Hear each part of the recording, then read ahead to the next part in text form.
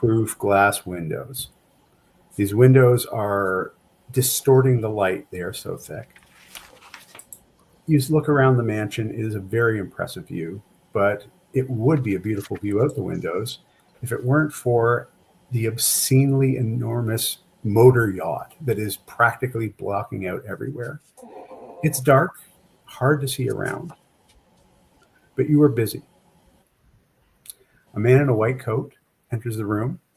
He's leaving through a basement, a door that looks normal on this side, but is about as thick as a bank vault door. He closes it behind him, makes noise. He holds in his hands a black case.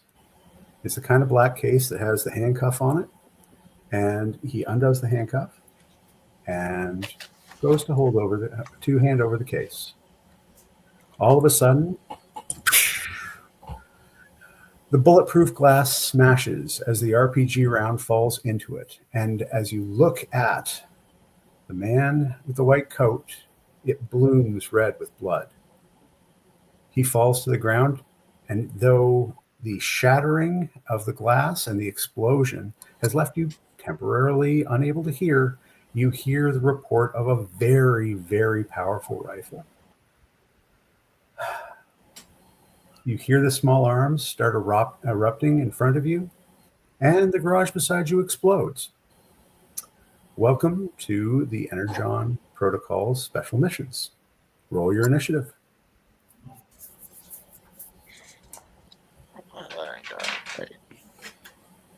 And this is just for who's going in. Well, foist. This is Well, oh, hey, I can see your dice. That's fantastic. It come up in a little corner of the thing. So yes, we're going to do. So as you're doing that, I'll do the intro, and then we're going to go into 24 hours earlier. For everyone at home, welcome to the Energon Protocols Special Missions. This is a series of one-shot campaigns that explore the world co-created by Skybound Entertainment and Eric Smith in the Energon Protocols RPG series on the Headcast Network. We're using Essence 20, the G.I. Joe RPG system, to tell the stories behind the story. I'm Charles Cushman. I'm going to be your game master for today, and I want to introduce you to the players. So let's look at those initiative rolls. Who is going to... so Eric, what did you get? 21. All right, that's a good one. Joe, what did you get?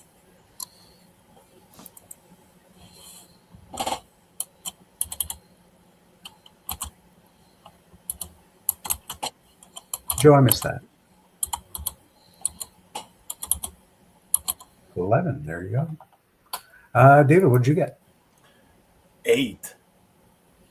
All right. Jamal, what'd you get? I got an 11 as well. All right. Aaron, what did you get? You are on mute, Aaron. Sorry, my dog was moving around. I was trying to be quiet. I thought Merle was going to suck. I got a 12. Excellent. Not as bad as I thought. All right. So we're going to start with Eric. Please tell us your name and a little bit about Riptide.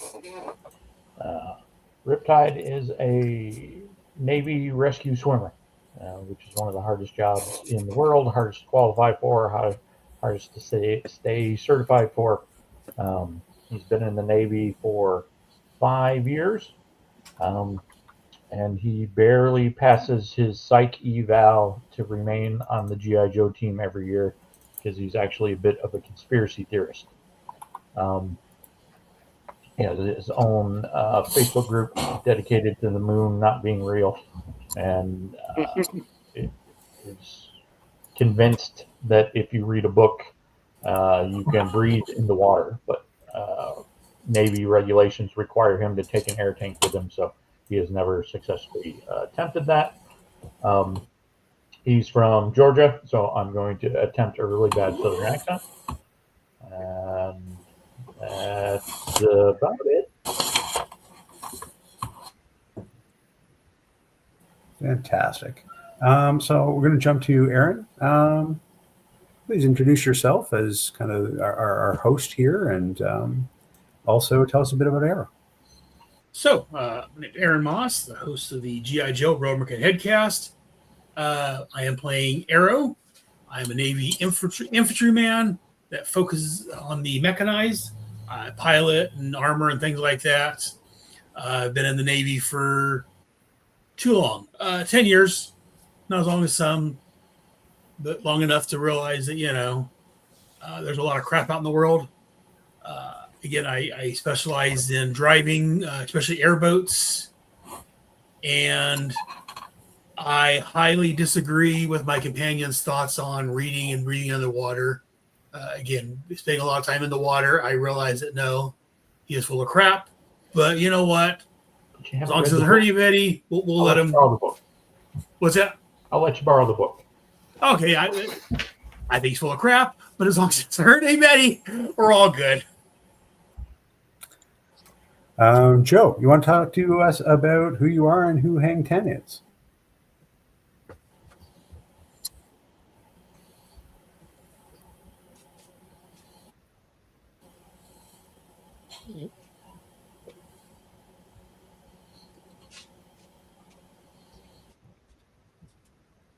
Joe, your max headroom on me.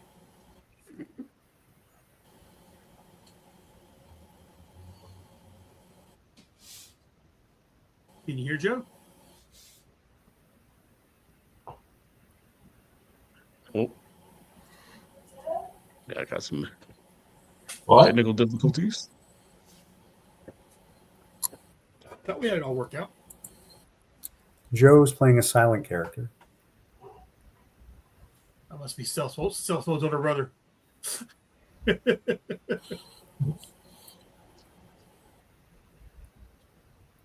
Okay, Joe, we'll get back to you. Jamal, tell us about scurvy. Okay, And I'm yourself. here. Sorry. Yeah. My name is Joe. I'm a long-time player of all sorts of games since the mid to late 70s. I've been a G.I. Joe fan all my life.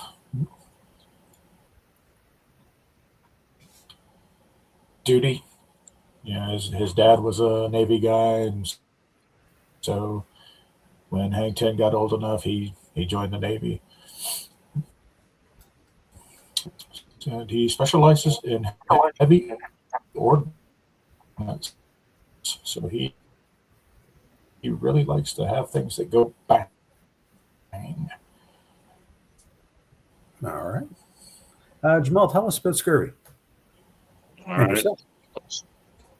A little quick about myself. Hey, Jamal, long-time performer, professional stuntman, GMing since 2014.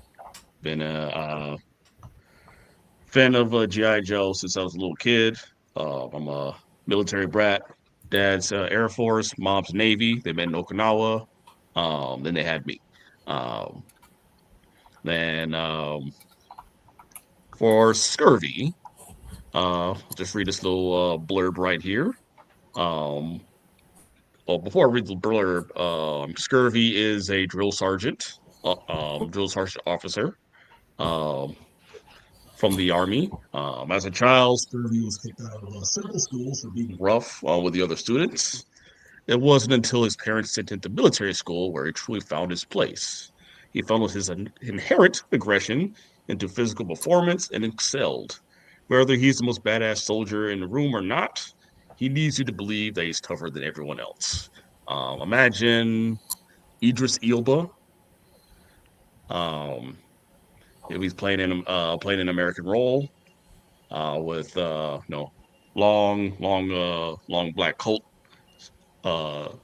sleeveless black coat, shirtless, cargo pants, a halberd with a rocket, not a rocket launcher, a grenade launcher attached to it, and a full beard with a cigar akin to Blackbeard when he has his beard on fire. Very scary man. Very scary man. All right. Last and certainly not least, Dave, do you want to tell us about Highliner? Yes, I won't go into my resume because it's a spiderweb one and we don't have all night.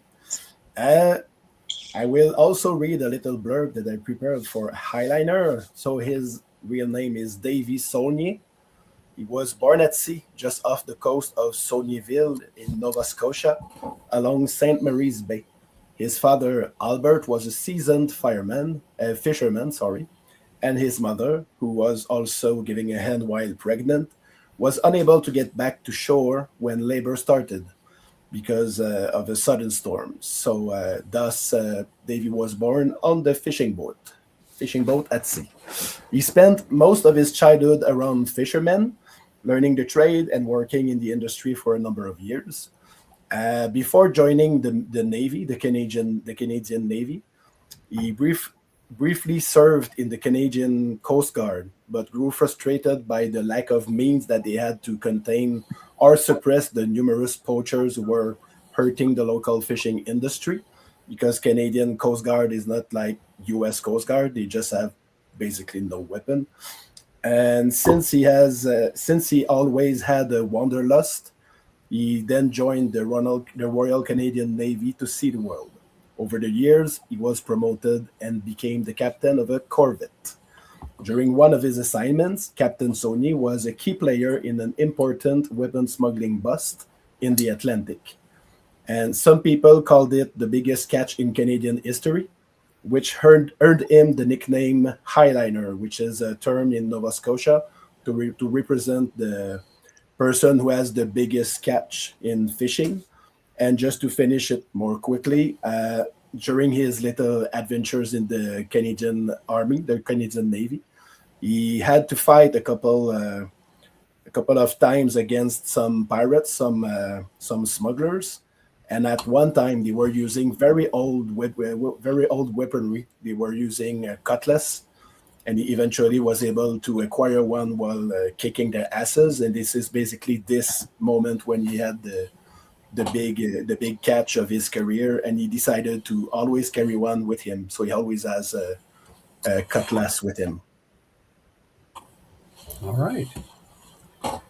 So this is a team that's been together for at least 2 missions, and your last one was a pretty hairy one. You exhausted, and without sleeping afterwards, are immediately filed into and pushed into an APC, and that APC drives all the way from Atlanta into New York, and you are down the streets of New York City. It stops. You're waved out into what looks like kind of an unmarked mini mall. As you get out of your APC, you are a man in a diving suit, a captain of a ship, a diver, and a pirate-looking guy with a halberd, and a regular soldier with a big machine gun. A couple of side eyes you get, but it's New York City. Some things happen like this. There's one additional member, though, of your team. And Riptide, do you want to tell us a bit about him? Well, the Riptide is a Beastmaster Ranger, my role and focus. I didn't mention that before. My apologies. His pet is he tells everyone that it is a baby giant octopus. He's about 12 feet long. He answers to the name Cthulhu. And I transport him around in a big, like one of those army duffel bags that is insulated and waterproofed. So he has water in there and enough of an air supply to get us around in the APCs and whatnot. But he's my buddy. All right. As you kind of make your way out into the mini mall, door opens, and an older gentleman who is wearing his army greens, but they are absolutely immaculate. Every crease creased, every fold, and his tie done right up to the top. Morning, guys. Let's get your debrief done.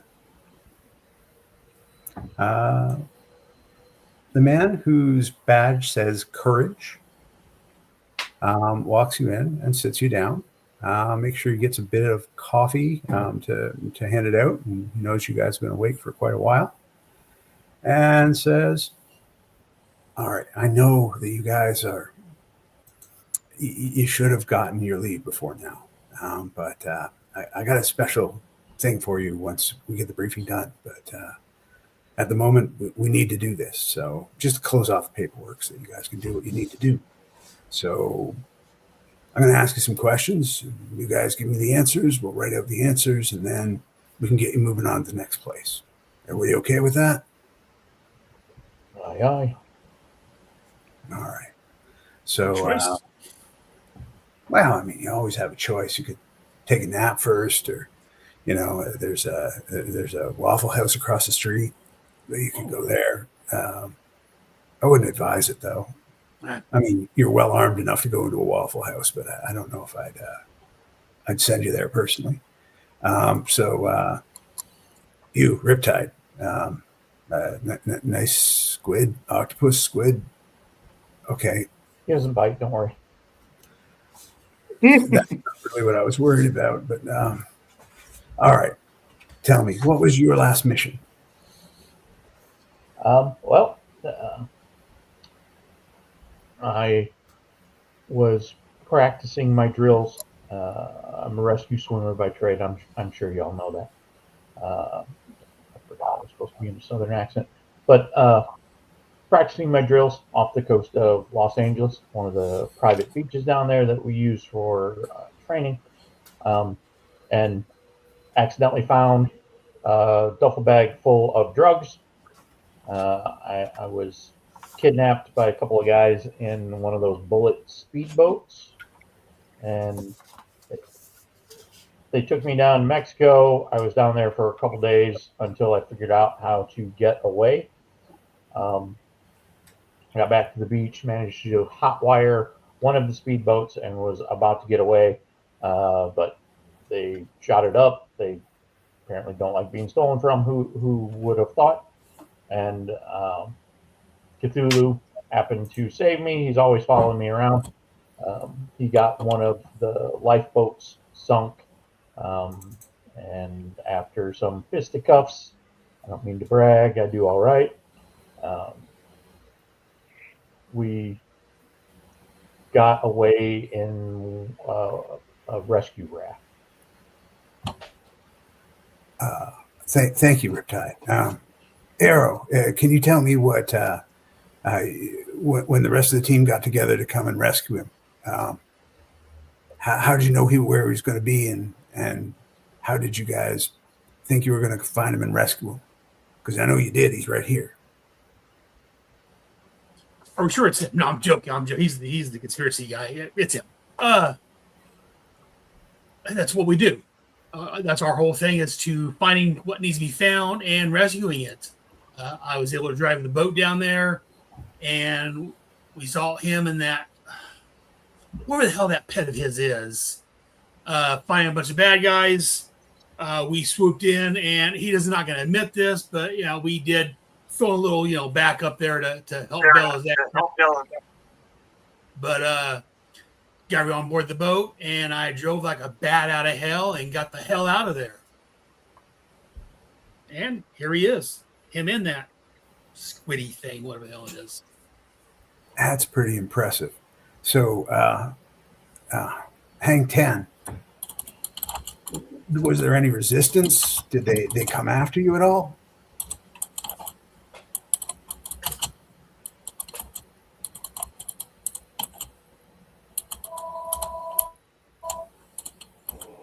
Oh.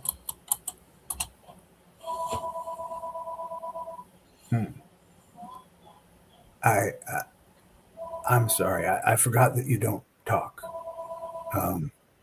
This is very awkward. Can you make some hand signals?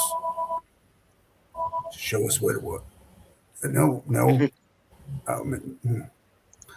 Maybe Scurvy. Can you tell me about how you escaped? All right, listen. All right, cool. All right. Scurvy adjusts his hat and says, "Look, all right. First off, Hank 10 doesn't really talk that much. He speaks more with his guns. All right, cool. Got it. All right. End the story with that one. Well, we escaped. Well, we didn't escape anything. We don't escape. That's not in our lexicon. All right. We just go to average to an advantageous position away from the enemy. All right, just so they would go back and kick their asses again. But with Riptide getting kidnapped, of course he does. I'm surprised his kidneys left. Um, found him over off the coast of Mexico to take out a bunch of cartel guys. Arrow was there driving one of those speedboats. As Scurvy was on top in front of the boat as a badass, like I am, leading the charge, shooting. Everybody's getting riddled with bullets. I just managed to um, our our fellow Joe, because no Joe left behind, no matter how crazy they are. And we found an advantageous position away from the enemy, so that we can regroup and hit them back again. Like I said, we didn't escape anything. Okay, got that? I'm sure you left on your own terms.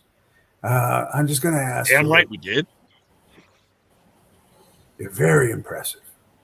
Highliner, as the commander of mission, can you tell me how satisfied you are and did you meet your mission objectives?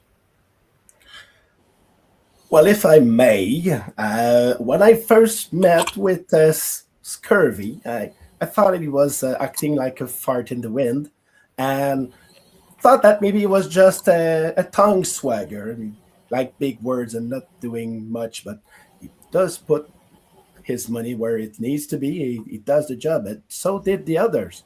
There's a lot of goddamn money too, I tell you that. I know. You already talked enough. Take a break. So I have to keep him in check, of course. But I mean, on the battlefield, I can be next to him or anyone in this team. Everyone worked perfectly on this mission. I mean, some things happen and you have to react, but overall, I'm very satisfied with the performance of everyone. All right. I'm going to write this up. And now, a little tricky here. I know that you guys are owed 3 days leave, as you would normally, but I'm going to do you one better. This is way better than just having leave. Mm-hmm. What we're going to do instead is you're going to get some rack time, as you deserve it. And I got a mission for you that's so easy, it might as well be a vacation. In fact, it may be better than any vacation you could afford right now. So our friends over at the AIII have asked us for a favor. They've recovered some sort of high technology artifact that they need to get back from back and sent to a black site. It's in Queens. It needs to go to LaGuardia. And they're going to fly it out under the radar. So it can't go through check-in or anything like that. They have to use the special back entrance. Now, they're going to move this thing by water. From a mansion in Queens all the way to the end of a giant pier at the end of LaGuardia Airport. And apparently that's some special facility that I didn't really know about, but I guess it's right there out in plain sight and nobody sees it. Well, how they're going to do this is they're doing it in a giant luxury motor yacht that's been provided by some special beneficiary or something like that. Somebody with a lot of money. And so I think it ought to be a good time because at 5 a.m. in the morning, they're sending a limousine for you, a real limousine. And you're going to get in it and you're going to be taken to Queens to a beautiful mansion. And then you sit alongside these people who are just taking a suitcase from one place to another. And after that, well, the sun will rise and you'll have the boat for the whole day. I'm making sure that they're putting Yojo Cola in the fridges right now, which we all agree is beer, right? We all know it's beer. We just call it that, but it's Yeah. beer. And I'm gonna stop it right there, Curtis. I'm gonna stop it right there. Do we look like these pansy Hollywood actors to you? I think you look like a guy who would like a beer. I would. Maybe some good ass beer at that.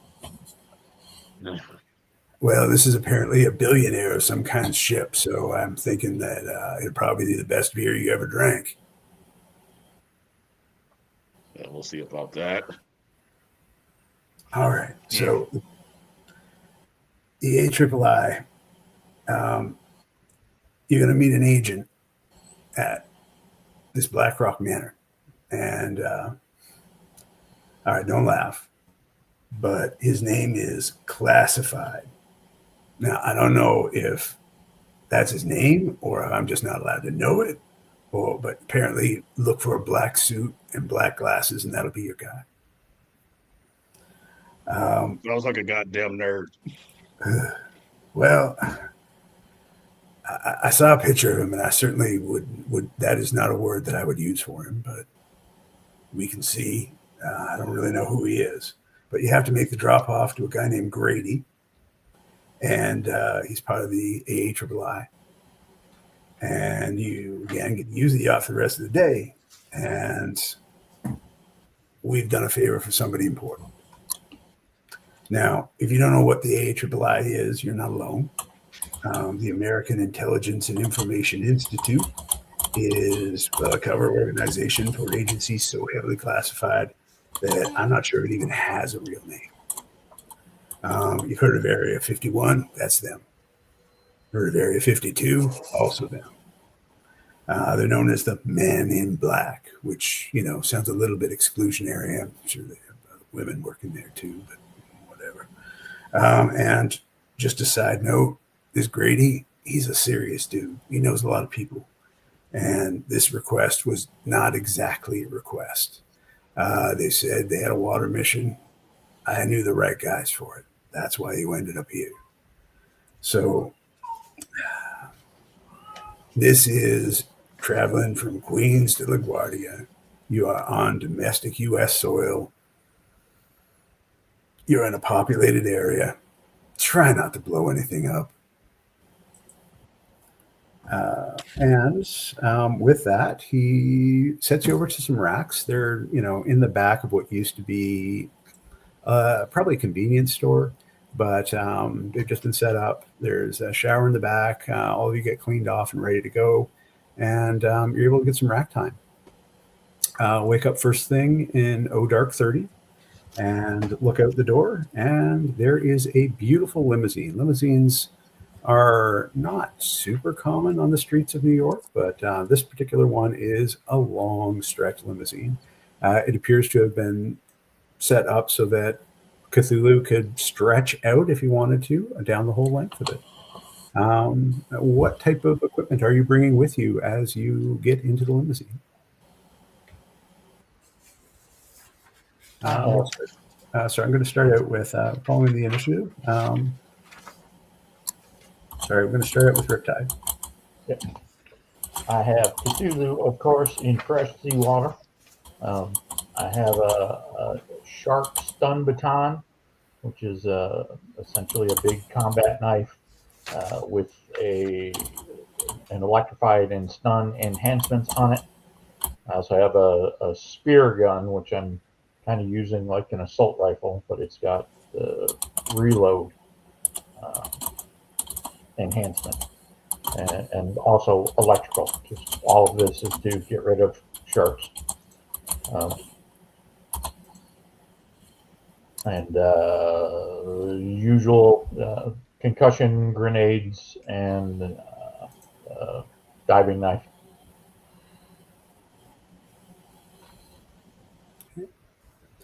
All right. Arrow, what are you taking with you? I'm wearing my X-Mesh armor with energy resistance. I'm for a weapon. I've got, besides my standard gun, knife, I've got a grenade, a stun grenade, a high explosive grenade. Plus, I carry a saw machine gun with me.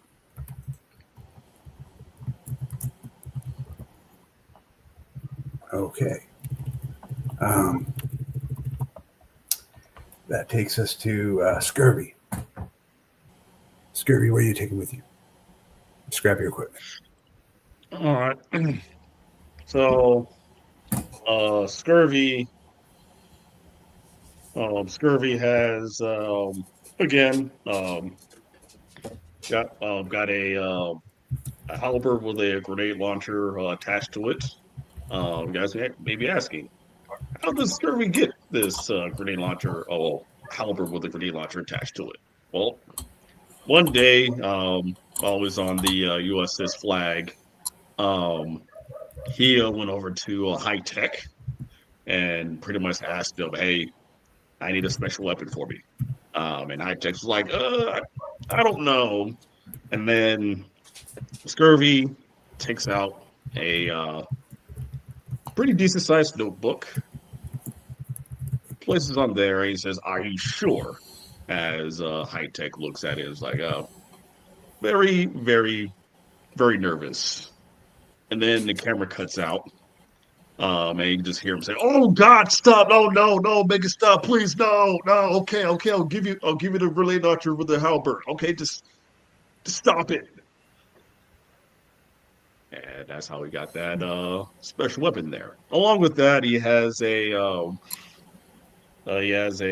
impulse armor with the terrifying upgrade on it. So this one is like, extra black.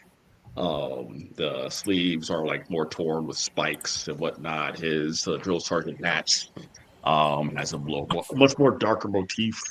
No sunglasses. He likes to poke folks in his eyes when he likes to be scary and whatnot. And 4 concussion grenades. Oh yeah, and scuba gear, because he can't swim. He can swim, just not that good. But yeah. Okay. Highliner, what are you taking with you? Swimming is not a problem for Highliner. He's going to bring with him just a pistol, a very normal pistol with a laser sight and a silencer, because sometimes you need to be a little bit less conspicuous. He has a very standard rifle, 1 concussion grenade, 2 concussion grenades, sorry. But he also has with him, I mentioned a cutlass before. It's basically a cutlass. You would expect it to be much longer. So when you take a closer look, it almost looks like it's a close combat blade, really. But for some people who saw him fencing with that, you figure that it's a good thing for the enemy that it's not longer, because it could be devastating. But since he has a very defensive way of fighting, it's far enough for him. It's already very efficient with that. And as for armor, he has a ballistic armor with the silent upgrade. Excellent. Okay. So the limousine meanders its way out into Queens, and you get into the part of Queens out by the water where it stops being kind of the New York you would see in movies, and this is the New York that nobody ever gets to see. It is the very wealthy part of New York. It is actually quite beautiful. Everything is quite well manicured, and you are heading up through a locked gate to another locked gate to another locked gate before you go through a winding driveway up to what appears to be a beautiful manor house. At one point, very, very old. So you can see the elements of the old place, but it is now been highly, highly updated, and new technologies have been incorporated both into its security and everything else you can see. And so I'm going to ask Aaron if you could open up Owlbear Rodeo so that we might take a look at what it is that you folks are looking at. As this is happening, they're also they're in a drive there. I'm pretty sure the drive is how long is the drive? You've got about 45 minutes from the place where you were to the place that you're going. Not many people on the road at this time of day. All right.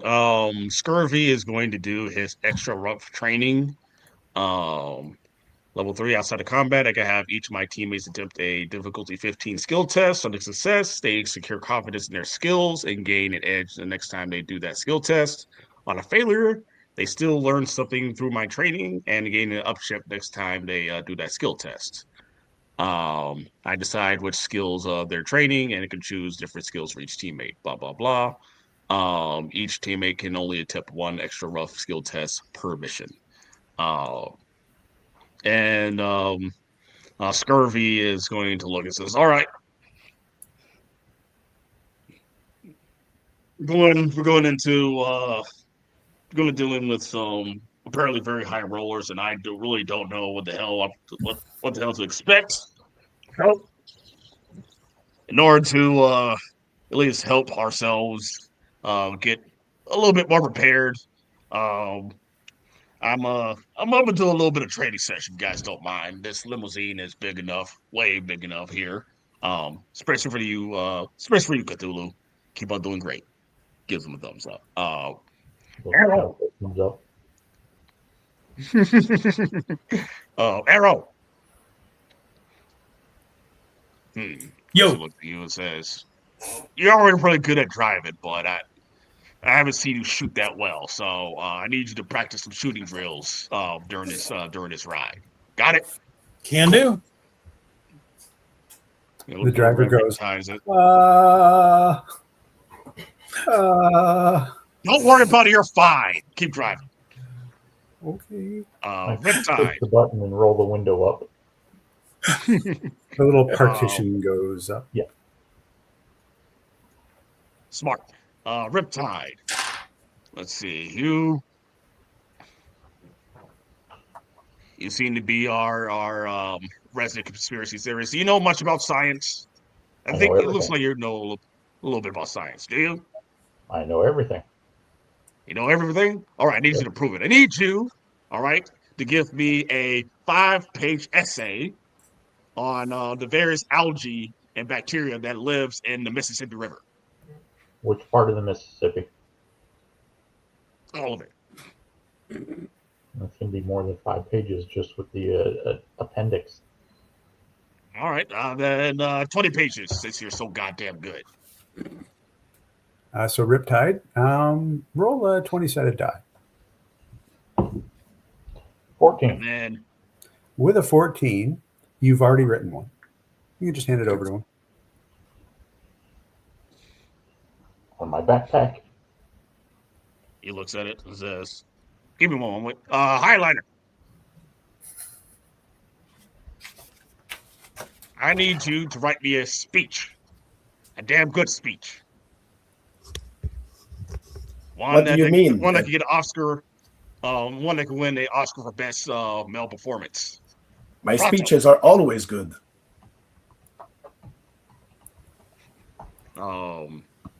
And Scurvy's gonna look at that and again, DC the DC is 15, so take that as y'all may. If you get below 15, you get an upshift. If you beat a 15 or beat a 15, you get an edge. And what do we roll for that? It'll be your associated skill. So Riptide, Highliner. You'll be rolling your persuasion. Riptide, you'll be rolling science, and was it Arrow? You'll be rolling targeting. Yep. Is it high 10? High tide? Hang 10. Hang 10. Hang 10? Hang 10 looks tough. He looks like a tough bastard. Hopefully he's still with us. If he is, I'm gonna have him do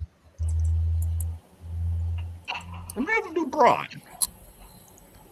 Give me 200 push-ups, and then 200 squats, then 200 sit-ups, and then plank, and that'll be that. Well, you have noticed that when Highliner does a real speech and doesn't have to prepare for it, and just in the moment, he's not that bad. He's actually quite good. But when he tries to prepare something, think about it, he thinks and write lines after lines after lines, and then he starts reciting it. And I should have written something. Just a moment, and he starts correcting it on the spot, and he rolled a 13. Better luck next time. Make sure you learn from that. I expect better. You will be better.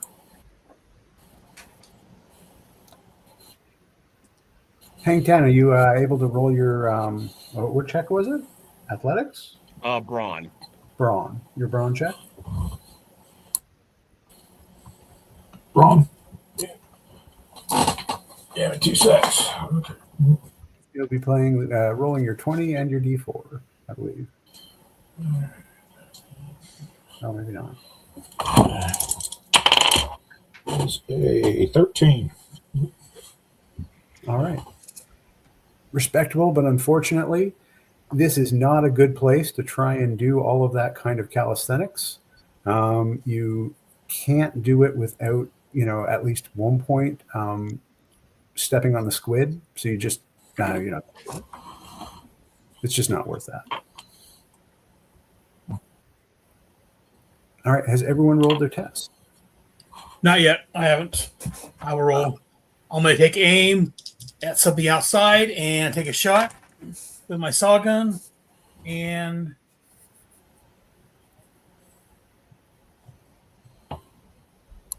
these dice, can't see them. Don't shoot civilians. 24. All right. With a 24, All you're those able to. You're able to put it right into the middle of the circle on a stop sign, and do not accidentally murder people. So that's a good way to start out the day. Still early. So I believe Riptide and Arrow got an edge on those skill tests. The next time you guys do those, and Highliner and Hang Ten, you guys have an upshift on your next skill test whenever you guys do that skill.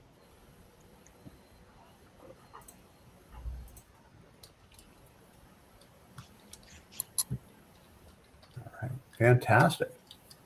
Thank you, my good man.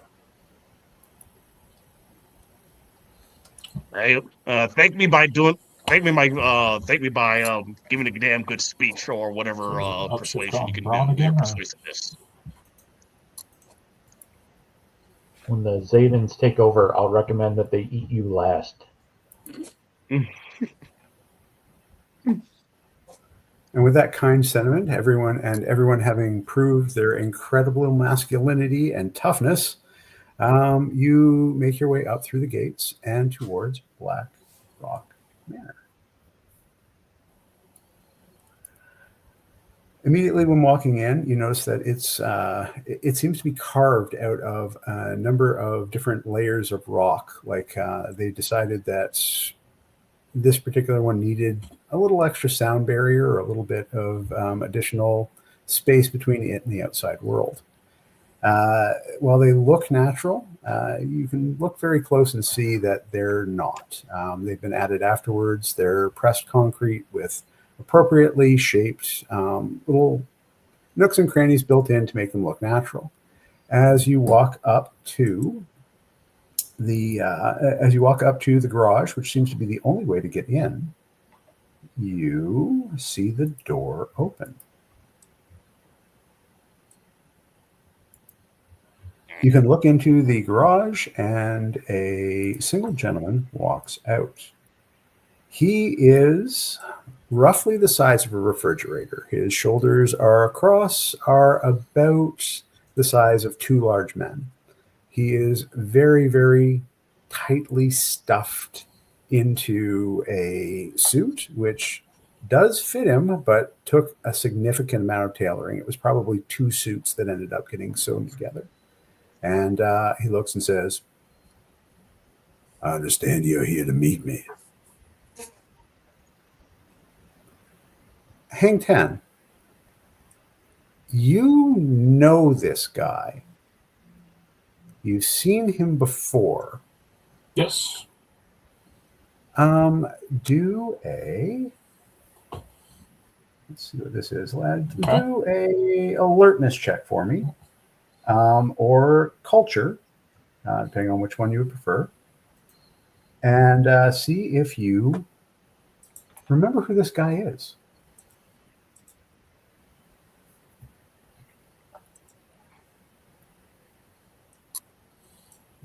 That can be an alertness or On a 17, you Oh. remember this guy's name. Oh, wait, sorry. Who rolled the 17? Oh, yep. Yeah, that's with the crit. But yeah, go ahead. Continue. Yeah, so Hang Ten, this guy is Cobra. that's a 12 on my alertness roll to see if I can remember. Yeah, his name is Cobra. His name's Cobra, but he's not Cobra. Okay. Is his last name Bubbles? Yes. Ah. All right. Scurvy. Scurvy is going to put his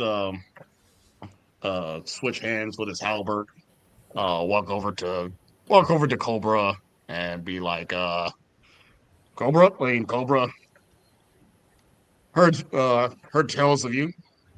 Named Scurvy. This right here are the Scalawags. These are here are the Scalawags that has accompanied me with delivering a certain package. Pleasure to meet you. Well, I'm not supposed to use my real name anymore. I'm classified now. I can't say that I like it, but apparently we all are. All right then. Classified. Looks different than what I imagined, but hey, that's what it is. But we've heard that classified, you have a package for us to deliver. Well, I'll be joining you on this trip, and assuming everything goes right, for beers afterwards, but not while I'm on duty. So I'm going to take you in and let you talk to the geeks, see if they can give us the case and get out of here early. I don't think I've day drank a day since I left Hawaii, but I'm feeling like today might be that day. He then brings you into the mansion. As you are able to walk through,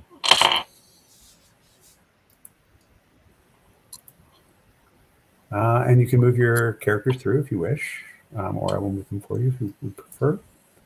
Cthulhu can go through here. You're sort of taken through an anteroom where you can wash your feet or your squid off, and takes you into what is a very, very attractive room. It looks very much, at least on the surface, to be a millionaire's mansion or a billionaire's mansion. It is, everything's very nice, everything's very clean, a lot of marble, a lot of plants. However, you look down at any one of the surfaces and you see that they're not actually countertops or tables. They have very sophisticated technology readouts on them. As you look around, you see on the wall there are a number of very expensive, very old masks from every age of man, from the old Japanese masks, masks from the continent that's made of wood and cracked, very ancient ones. And a man walks up to you.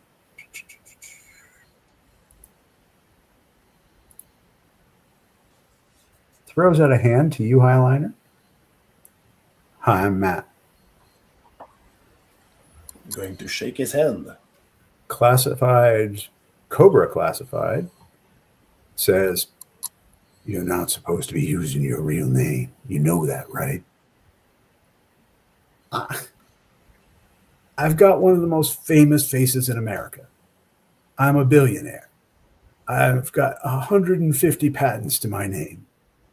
Like, why would I call myself classified?" So he turns to the rest of you. Well, the DM dies of trying to do too many of the voices that are exactly the same. And turns to the rest of you and says, "I'm Matt Tracker, and I have a whole bunch of things that I'm working on here. I think you can all be trusted. You've all got a clearance to do that. We've just been using this as a place to, hide in plain sight. But the thing I've got right now, it's too hot. It's something that could change the world. It's something that if the conspiracy nuts got a hold of it, they would absolutely blow their minds." Highliner looks at Riptide. You have my So does Arrow. attention, sir. Arrow looks at Riptide also. Harvey also looks at it. Don't look at me. I'm paying attention to the man. He says, I've got a case here.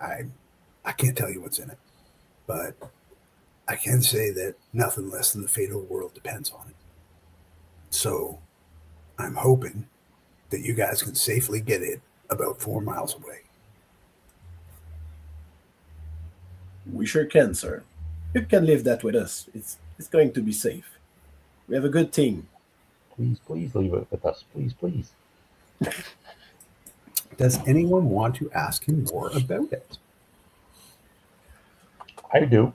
I'm holding it, and I'm actively moving the case around, looking for the triggers on the inevitably booby trap lock, and making direct inquiries about how to open it.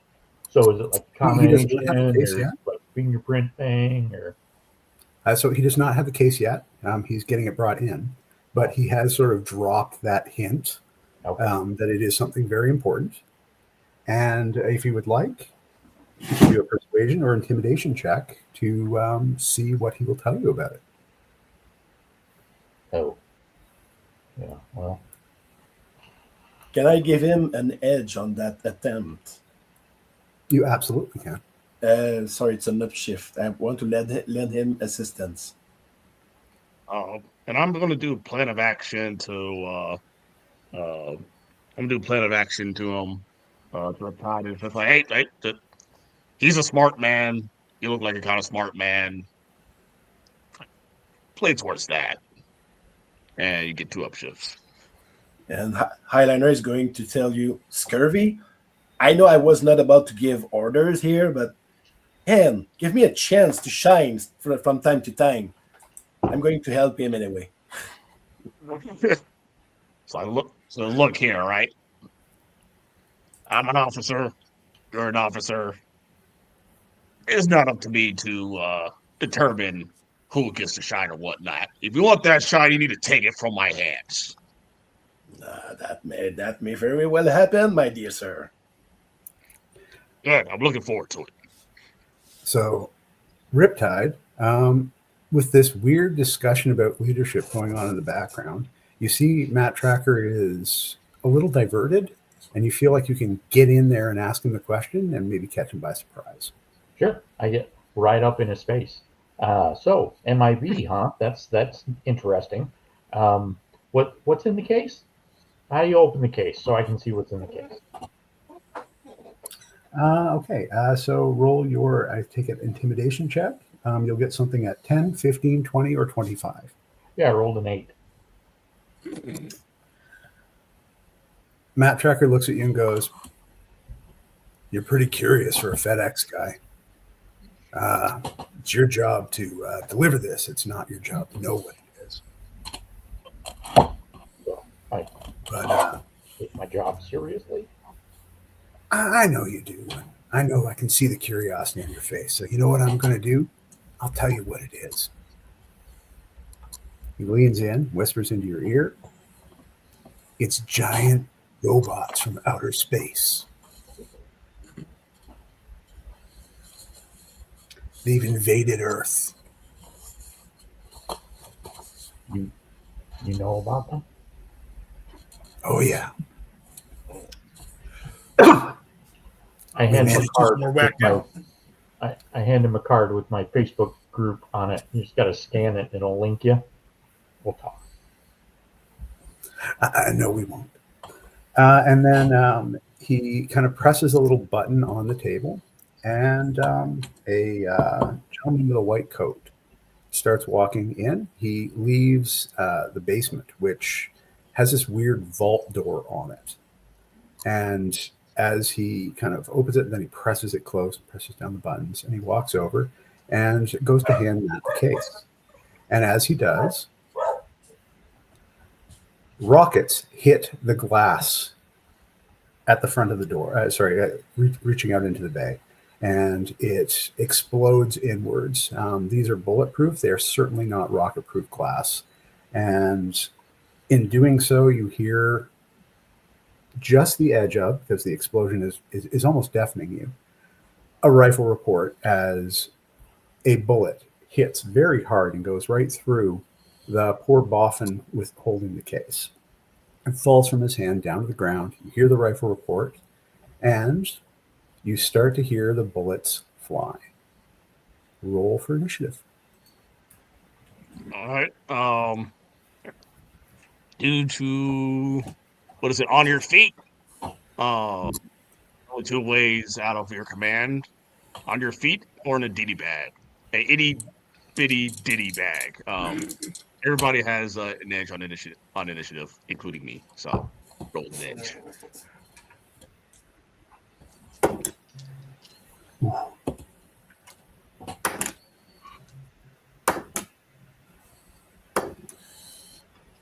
And since we roll initiative, each ally I can see and hear gains a temporary health.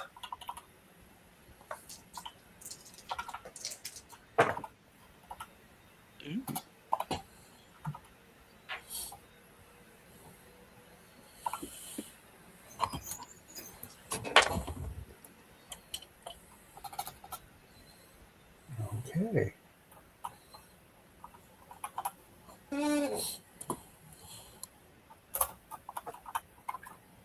The All right, so- the temporary health is from Get to Get Tough, and this temporary health will last until the last for the entire scene, or until you take damage.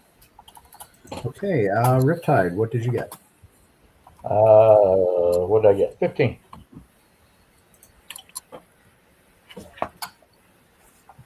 Okay. And Highliner? 21 Yojo Colas. And Scurvy? Scurvy got a unnatural 20. Arrow? Excuse me, 19. 19. Hang 10, what'd you get?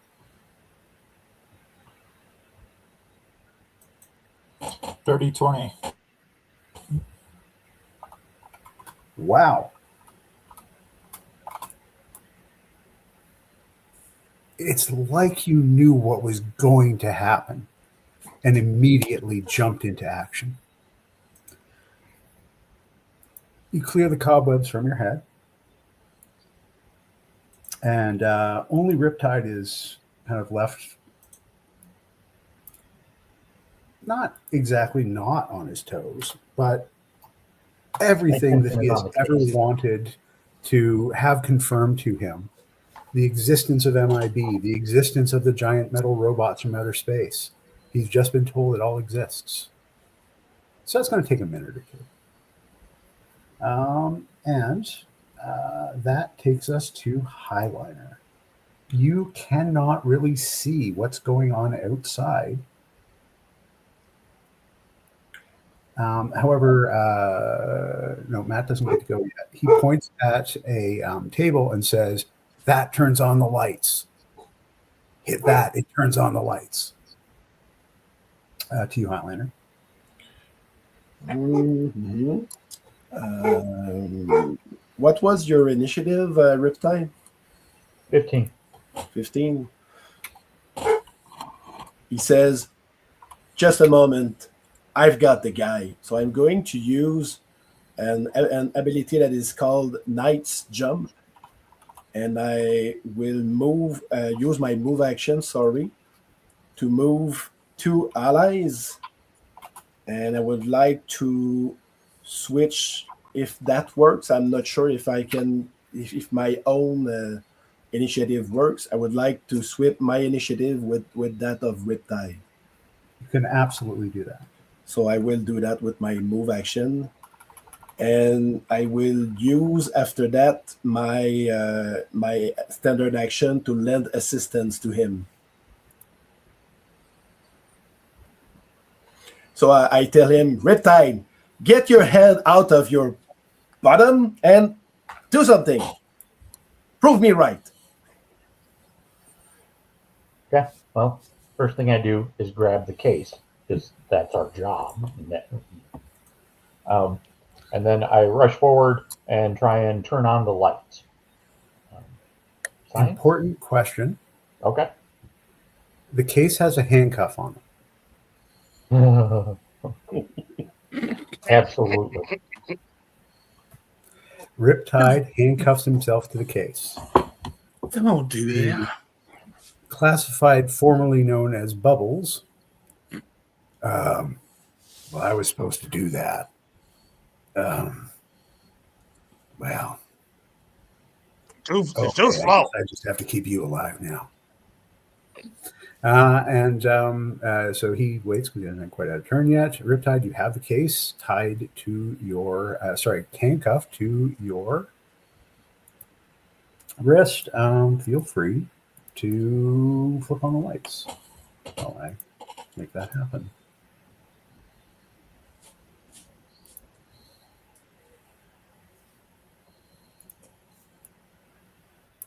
So what you see is, well, a really, really big ship.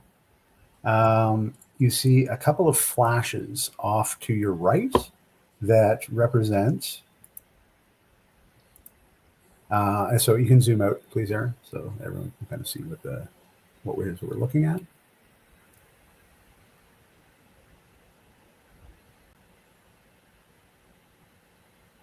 Yeah, you probably want to go to yeah, there we go. You might even want to go a little wider than that. Or just shrink it down a bit more. There we go. And so you can now see what it is that you're looking at. The first thing you don't see is anyone who made the shots. You can do a alertness check just to see if you can find anyone to shoot at.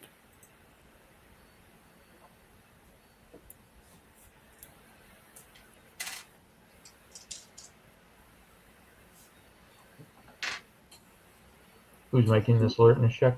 Sorry, Riptide, you can. It's your turn. Oh, I'm sorry. Alertness is a D6.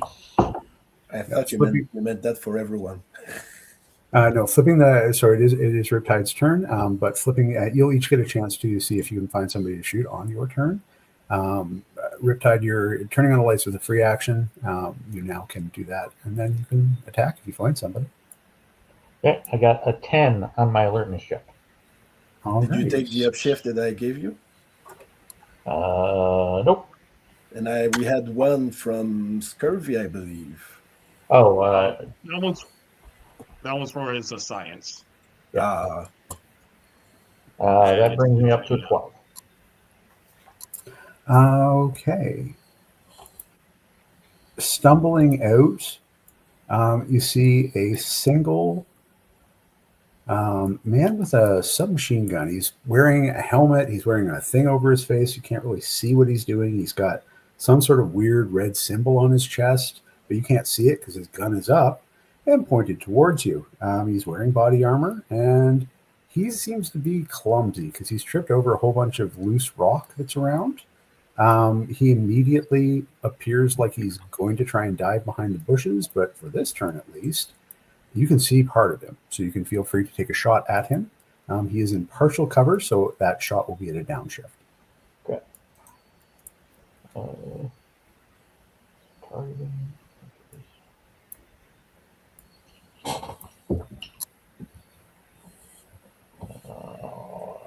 17. 17 hits. That would be 1. Yeah, it's just 1 damage. Okay. Excellent. Anything further that you want to do at your turn? I'm going to switch your initiative to a 21 and put Highliner at 15. I would just call out where he is to make sure everyone is focused in the right spot. Excellent. I'm going to make the assumption that anytime anyone sees anything, they're going to call it out. So anything that anyone can see, anyone else can see, as long as they're basically in the same area. And that takes us to Scurvy. Scurvy, this place has just gone to heck. You're behind cover right now in the kitchen. Do you wish to advance or attack, or how would you like to spend this turn? Quick question. How many story points do we have? Oh, yes, of course. That's a very good point. All of you did an excellent job. One of you, and I'm not going to pick which one, say which one, did another job that was that got you a bonus point. So you have a total of 9 plus the one. Oh, no, we use that for swimming gear, right? So you have 9 story points right now. You all did very well. Dang, I don't need to do that then. Okay. All right, cool. All right. First thing Scurvy is going to do. During Dojo, you may give first round if I move. Because I just move action, I may get an additional. Okay. All right. Yeah, we got that right there. 40. All right. I'm going to Yojo over to this big rock over here. And I'm going to do a battle commander to give an edge to I'm gonna give an edge to Hang Ten as he charges out with his lance in hand, kind of do. Okay. So you will, in that space, you will not have cover from the trooper. Hold. And I got 5 free actions, so I'm gonna spend probably about 10 free actions to get over here. And then as an action, I'm going to yell at that Cobra Trooper over there. Going to attempt to intimidate that sorry fellow. So before you do so, would you like to roll a check to roll a alertness check to see if you can spot any others? Well, why not? If it doesn't cost anything, I'll do that. So I'll be rolling that, and I'll be rolling a d4. Boom, boom, boom, and that is an 11. Okay, let's see who sucks at their job. Couple of them. You immediately see, now that you have the right kind of angle to do so. Oh, baby.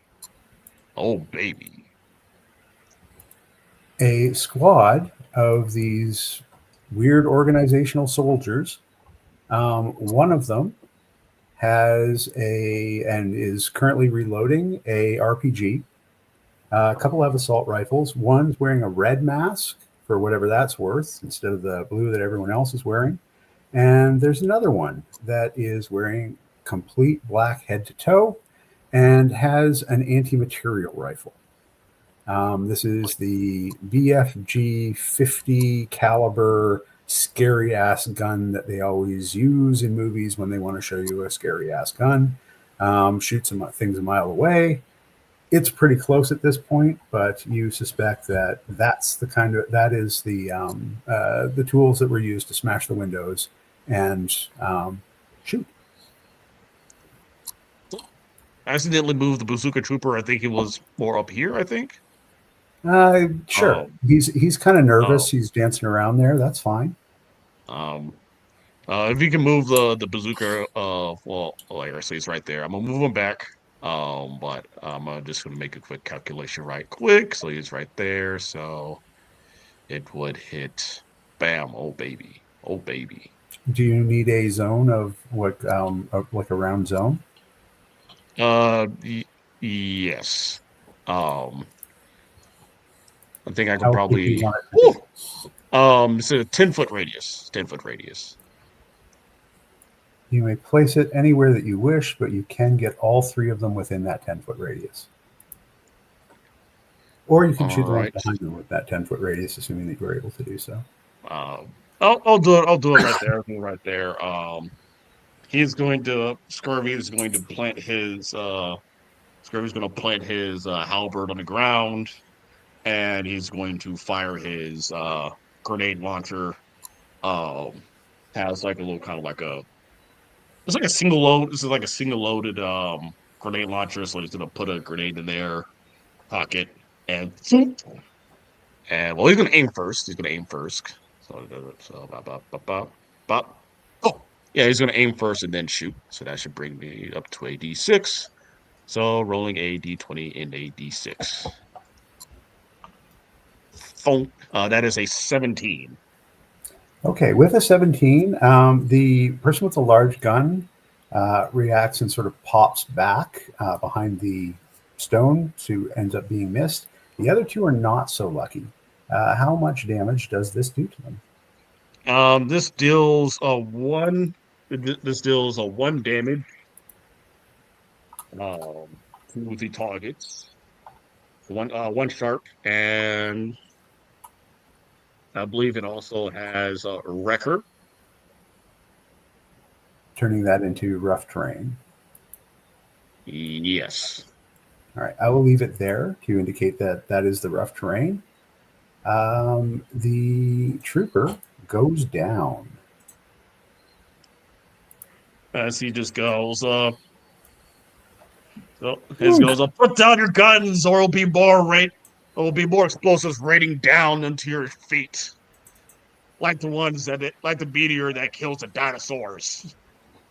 And that is it. That'll be the end of his turn. Wasn't a meteor, it was UFOs. It's fine though. It's fine. They killed John, and I don't even know with what. It was a stick. A stick. And they are going to wait for Hang 10 to go. Hang 10, what are you going to do, bud? Okay. First of all, where am I? No, I didn't get put in with everybody else. Okay. So I'm not sure where my token is at the moment. So you're in the kitchen. I came in with everybody else at this doorway. I'm going to come out. out. So you're in the kitchen behind the kitchen counter. See these guys off to the side. Okay. So I'm going to move to this door where I've seen everybody else going out. Bringing up the gun, and let's see if we could shoot us some cobras. Both of them have partial cover because of the greenery that's there. If you do have, I believe, some free actions that you can use in order. So I'm going to downshift. Oh, please go ahead.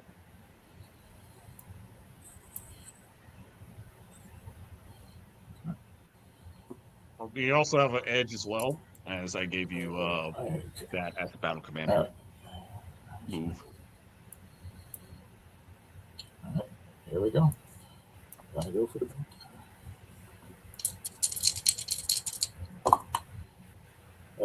That's not good. And I blow apart any plant or rock that's near them.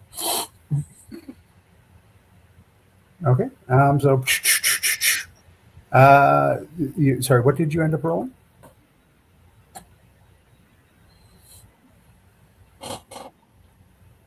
Hang 10? What'd you end up rolling? I rolled a 7. Excellent. The bushes take the wrath of your shot. 7. On the 7, yes, they absolutely, the bushes are viciously beaten. You do not, however, hit anyone. What do you have anything else that you would like to do this round?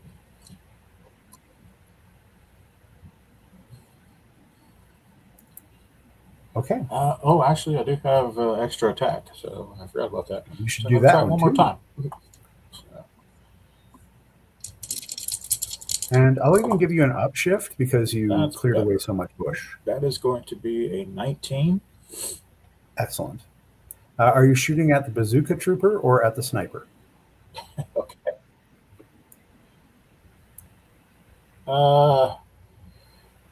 Probably the sniper. Okay. So my Um, roll altogether was a 19 with a 4 on the 4. So you hit. How much damage do you do?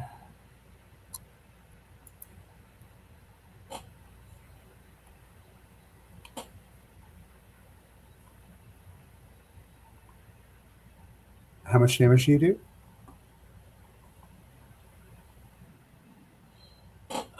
Let's see, is that considered a critical hit? Since I Yes, maxed on the 4? you did get a crit on the 4. Okay. All right, so that is going to be 3 sharp. Oof. Oh.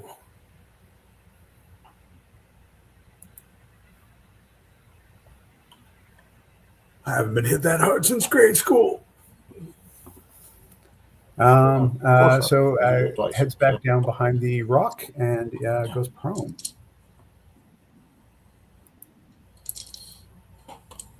Okay. And that takes us to Arrow. What would you like to do, Arrow? So, excuse me. One second. Take a look real quick.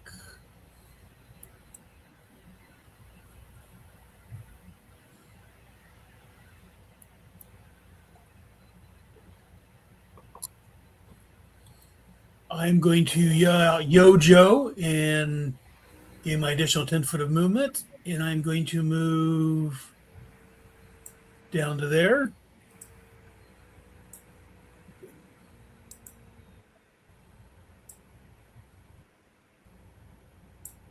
And then I'm going to take aim at this guy right here, the bottom.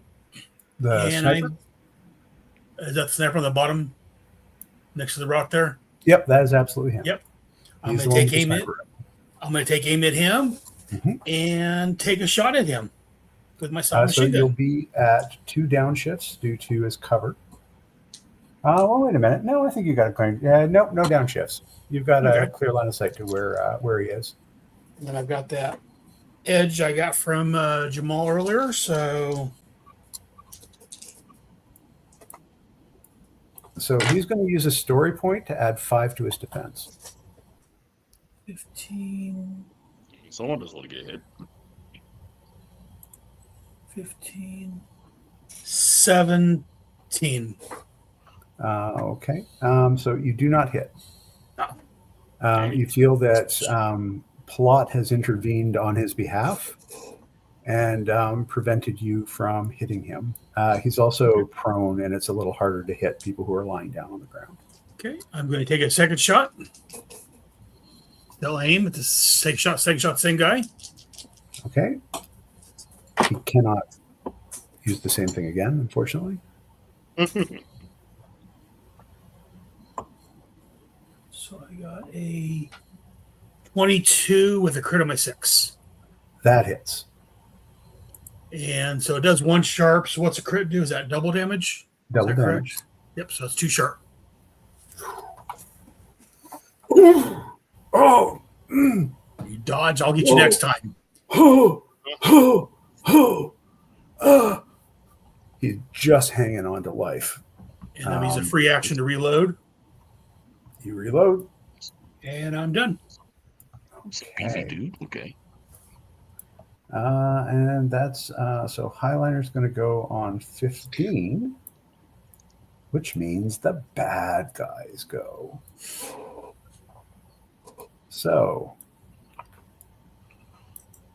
the guy in the red mask looks at Scurvy and says, "You standing back and using a pole to shoot grenades?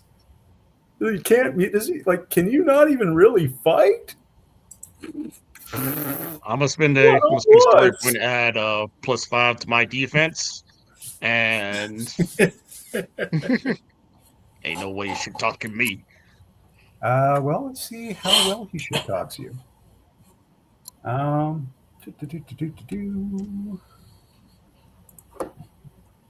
Not very well. Not very well at all.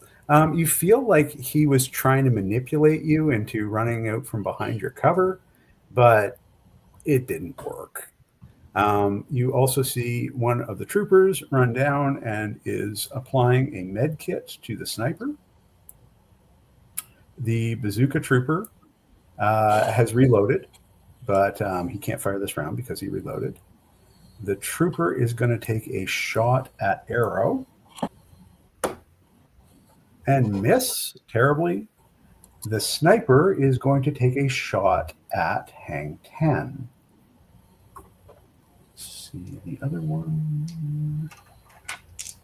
Need the dice. And 6.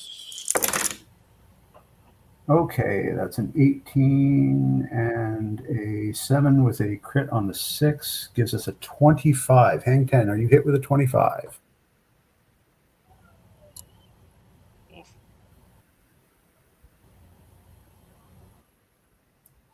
I'm going to say yes because you can't talk. All right, and you take 4 damage.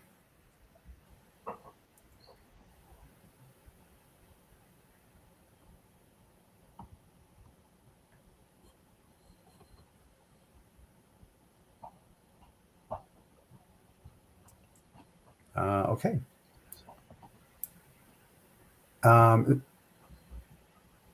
Do you are you?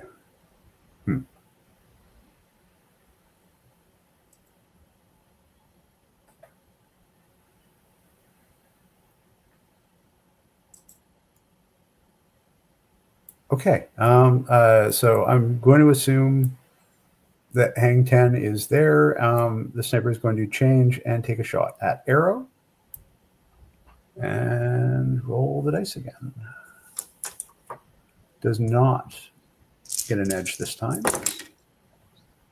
And does a 12, which will not hit, correct? Correct. He misses. So switching from one target to the other was not something that's really easy to do with a rifle that big. However, the gunfire doesn't seem to be just coming from that direction.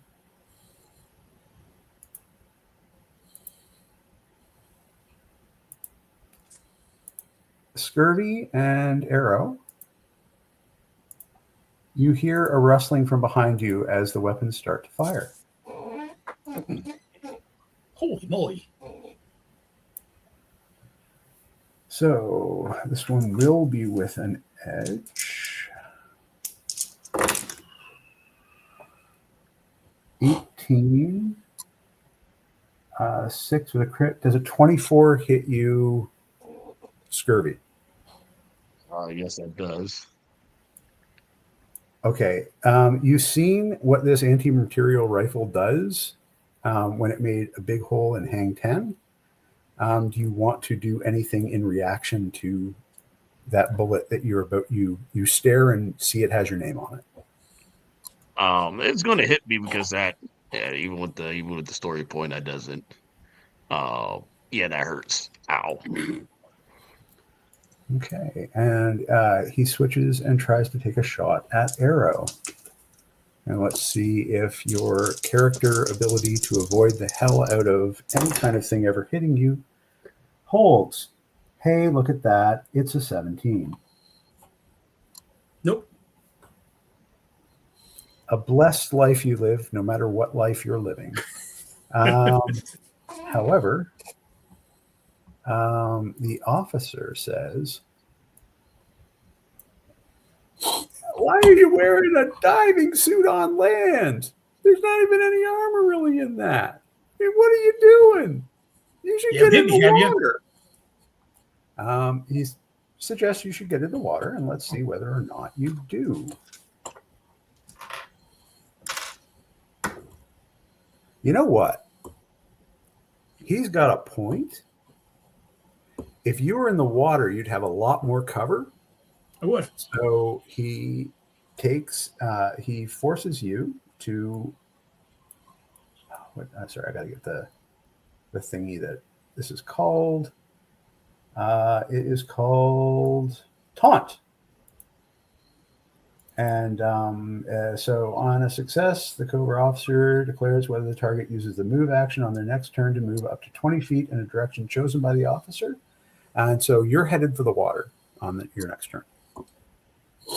Sounds good. It does not prevent you from taking an attack. It does not prevent you from taking other actions such as it is, but you do have to move take your movement to move either to the swimming pool or the lake, but you are going to move towards water. Okay. And let's see if these other losers can get it together well enough to actually hit. They are going to shoot at Arrow. Real quick, how much damage does Scurvy take? 4. Oh! All right, I'm down. Okay. And let's see what else we've got here.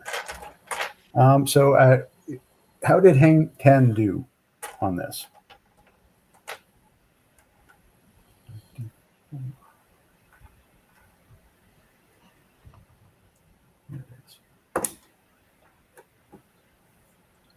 Okay. I'm sorry, what?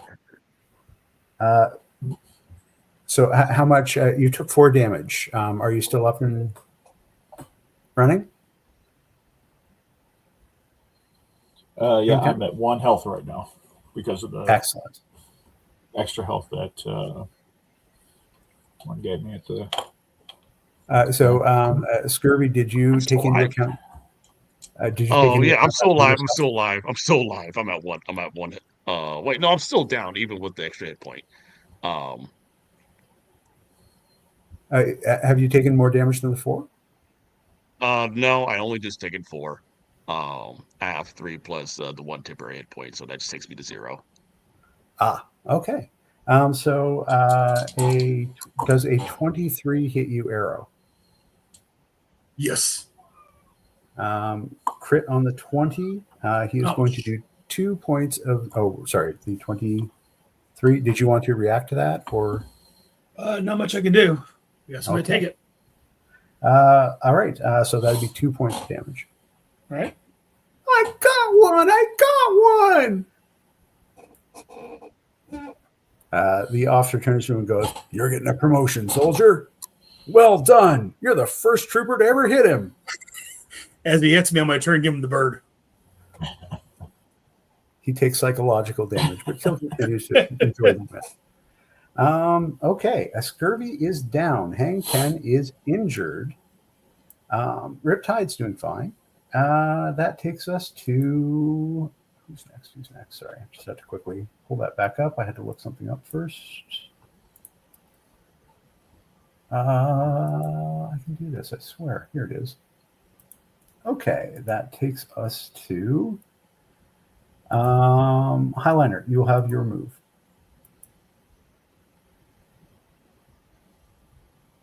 You're on mute, David. Sorry. I was saying probably not. I reread the ability for Knight's Jump and I played that completely wrong. So it says once per turn, as a move action, which I used, you can choose two allies to swap places in initiative order. So not myself. And basically, I did use my standard action on Riptide to give him an upshift on his next ability. So I kind of already acted. So I don't know how you want to play it. Maybe a Highliner just rolled the less good initiative of the bunch. Highliner has brilliantly thought out the situation, and so as a result of that, and me not catching it, you may take an action now. That's You'll good. be on action 15 for the rest of the combat, or until you use something that messes with that. But at the moment, yes, you can have your full action. Well, thank you very much for that. If we go, are these? I don't have the here. Sorry, I will remove that. Are these doors automatic? Can we just go through them and don't bother having to unlock them? Did So you notice? No, there hasn't been any alarms. Nothing has gone off at this point. The doors open and close when you walk up to them. However, if some sort of lockdown or something happens, say on Matt's turn, then you'll be in a position where they might all lock in or lock down. They look like the kind of things that in an emergency situation, like just magnetically lock to place. But right now you can go through. Okay. So he's going to say, uh, to, where's Harrow is there? Is going to say to Hang Ten and Harrow to cover everyone, and he's going to call out and say, everyone, we do have to take account that we have a package to protect. We are probably better off leaving on that boat and getting the hell away from this place. There's too many people to fight, so I'm going to try to cover you, do my best, but that's not my strong suit. So he's going to run. Run here. I need a free action for that. Open the door and fire at the bazooka trooper with his rifle. Where did he come from? Go ahead and shoot. Yeah. I hope it's going to be enough. Got a 16 with a crit on the D4. 16 hits. Crit does double damage. So 2 sharp damage to the bazooka trooper. The bazooka trooper falls to the ground and goes, but I didn't even get to shoot it. And leaves his bazooka lying there. The other trooper kind of looks at it, looks at you, and goes, but he is straight up dead. You managed to take your pistol or whichever it was and plug him right in the place where his armor wasn't. So he straight up dies. A little bit intimidated by that. And that takes us to Matt, who is going to give Highliner his move because he's where he needs to be. And you can choose where to go, but you have a full movement. The door in front of you is about to lock. Is about to lock. Yeah, it is about to lock. He goes, "Don't get locked in," and kind of does his officer thing to move you, give you his movement, so you can move up to a full movement to wherever you wish. So I need to get back. That's what he's saying. Yeah. Okay, I'm going to do that.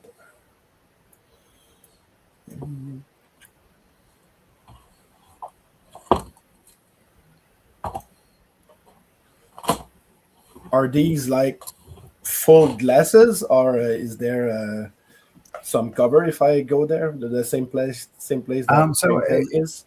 You can like hide behind the chair or something like that. All these objects that are here are actually here. He also says, "Don't worry about it. That's a good place." And he hits a button, and a force field pops up in the space where the window was.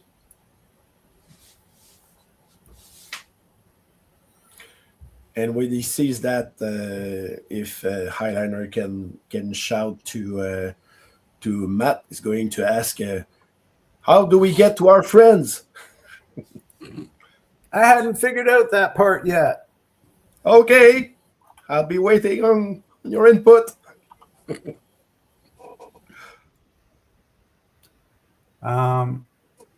Cobra Bubbles, or Classified, depending on who you want to call him, runs to the door and turns to Riptide and says, "We got to get out of here. Like, this is not a defensible position anymore. I don't care if it's got a shield or not. They've gotten the drop on us. We need to get out of here. Well, yeah. Can you get to the ship?" Probably, but we got to take everybody with us. Not leaving without my teammates. Matt, where's the secret exit?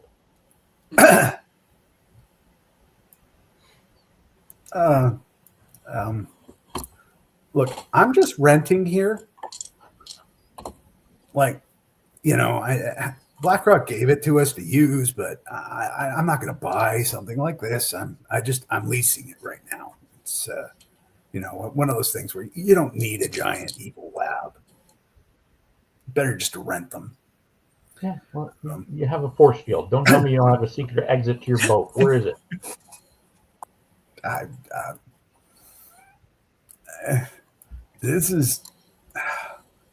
I feel like I'm letting you down.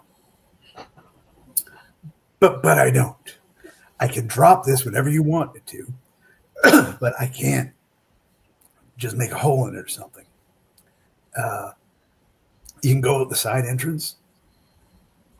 You can go at the back. There's extra entrances. I can open those for you, just individual ones, but I'm not going to say this place is exactly to code. Billionaire you are, not even have a secret exit.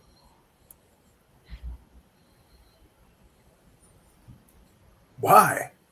I'm amazing. Why would I hide who I am? Nobody's going to come after me. Except for the guys that are coming after you.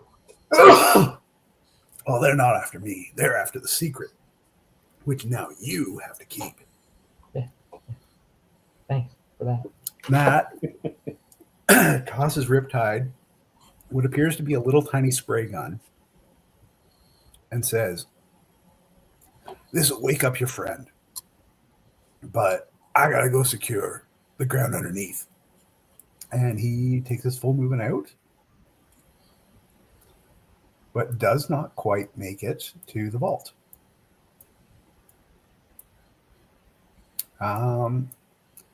Cobra says, "Leave him." Oh, shit. No, we couldn't do that at all. Sorry. I just cheated. No, we didn't take an action, so he's going to use that to run over there. And he's going to use his free actions to make his way into the vaults. Cobra turns back and says, "Leave him. He's done his part. And getting a billionaire killed isn't going to make the difference here. We can hit that thing to take it down as soon as it makes sense to do so. And then just run and try and make it to the ship. But your friend is down. There's no way he's getting there on his own. I've seen him use these things before. This is a healing thing. It'll inject him with some kind of, I don't know, steroid, amphetamine. It may just be pure cocaine. I don't know. But it'll get him back up. So how are we going to do this? Because it looks like they've got us on both sides. Yeah. So Cobra is next to a panel The panel can open any door that you ask him to do. He has the free actions to do it, or it can drop the energy barrier. Okay. And so is Scurvy the only one that's actually down? Scurvy is the only one who's actually down. Okay. Scurvy also has full cover from anyone on the left side of the screen, but everybody on the right side of the screen has advantage because they're higher up. Right. They got that sniper. The sniper on the left side looks really bad. Is like wearing red now where they used to be wearing black. Has lost enough blood to seriously, ruin the grass underneath him. Anyway, so that takes us up to the top where Riptide goes. Okay. I want to go to the window that Highliner and Hang Ten are at. I'm also carrying Cthulhu in my duffel bag, which weighs like 70 pounds because it's full of water. And you have a case. You have the case handcuffed to your other arm, or to your other hand. Yeah, I am not winning any sprints today. I just shout "field down."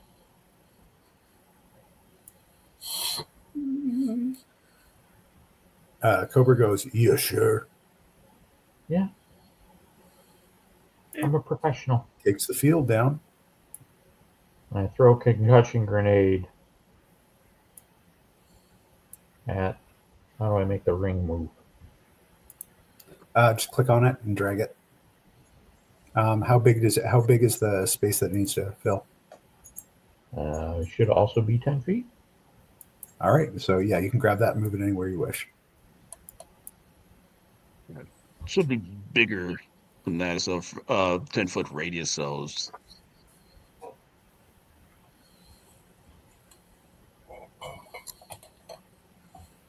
I can put it wherever you want. Do you want to see if you can hit everybody with it? Yeah.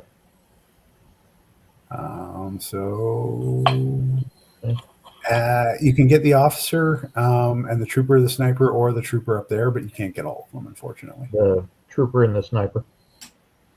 You get the officer, trooper, and the sniper if you hit that one. Yep. Okay. All right. And what do you? Is it targeting or Throwing a grenade is athletics. athletics? Okay. Toss the grenade. Is there any way I can kind of lob it, like with an overhand, kind of water polo kind of thing? You would have to, because despite the fact that a lot of these leaves have been shot through, they're still. You would have to basically toss it up and over, unless you wanted to fully expose yourself and run out further. Nope. But I'm specialized in water sports, so I just pull a water polo move. I'll give that one to you. Thank you. 22. At 22, it lands exactly where you want it to. What happens? Concussion grenades, one stun. Excellent. So using the stun rules, they cannot move. They cannot take actions, the stun condition as opposed to the stun weapon. They cannot move. They cannot take actions. And everyone who shoots at them has advantage. Has an edge. Okay. They are unable to move on their turn. Move or shoot on their turn. By Scurvy. What is that? Arrow. Okay. And then how difficult would it be for me to throw the spray thing to Arrow? It's light. It would be, I think, very challenging for you to do that. I will say that on a 20 athletics, you will be able to get it in front of Arrow, and he'll just have to pick it up and stab Scurvy. Hold on. Does You're trying to send that over to me. Don't worry about that. I got you. I got you. I gotta play it. Don't throw it. does he notice that I'm running away from Scurvy? Oh. You haven't run away from Scurvy. All he heard was, some guy taunting you and saying that a guy in a diving suit should be in the water. Okay, well, if I Never mind. sense through my 7th and 8th ethereal senses that Scurvy has everything under control, being that he's unconscious and not moving, I will not throw the sprayer. I'll yell at Bubbles to put the force field back up. Well, no, keep the force field down because I'm going to have you move towards me. With a action with a mobilize. So have him do it after you. For an unconscious guy. Oh, we got story points. So, if Cobra puts the shield up now, then it stays up for the rest of the turn until it's his turn again. So, Scurvy, Hang Ten, and Arrow all go before the bad guys do. Okay. So, did you want to wait until they've had their turn to have him put it up? Yeah, absolutely. All right, then. That takes us to Scurvy. Scurvy, what you doing while you're lying there bleeding out? I'm going to first spin a story point to act on my turn. As Scurvy is curled on the ground, he's coughing up blood as he uses his halberd to prop himself back up as he is staring daggers at the sucker who sniped him up on the roof. And he wants to be sure that he makes eye contact with him. And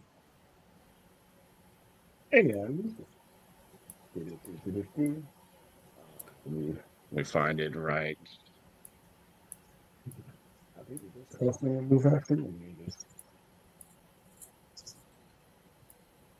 Mobilize. I think move action. I'm going to use mobilize as my move action to grant Riptide an immediate move action. He heard that you have a healing salve thing, so he's going to say, "Hey, bring that over to me." Riptide, we got 30 feet of movement. And if you can, run over to me so I can take that healing thingy and heal myself. You can apply that cocaine sprayer with a free action. Okay. Oh, awesome. So, I just want to understand, you stopped me from throwing it to you so I could run it to you and expose myself to gunfire. Hey, the guys on the left are stunned, so you can be on the left side of the rock, and also we need to get on the ship.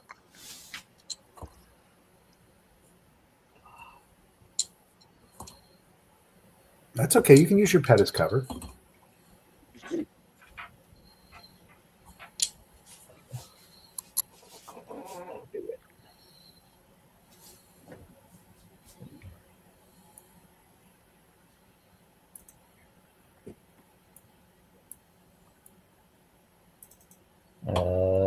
I have a speed of 6, so I have 3 free actions, and I blew 1, putting the field down so I can not quite get to him.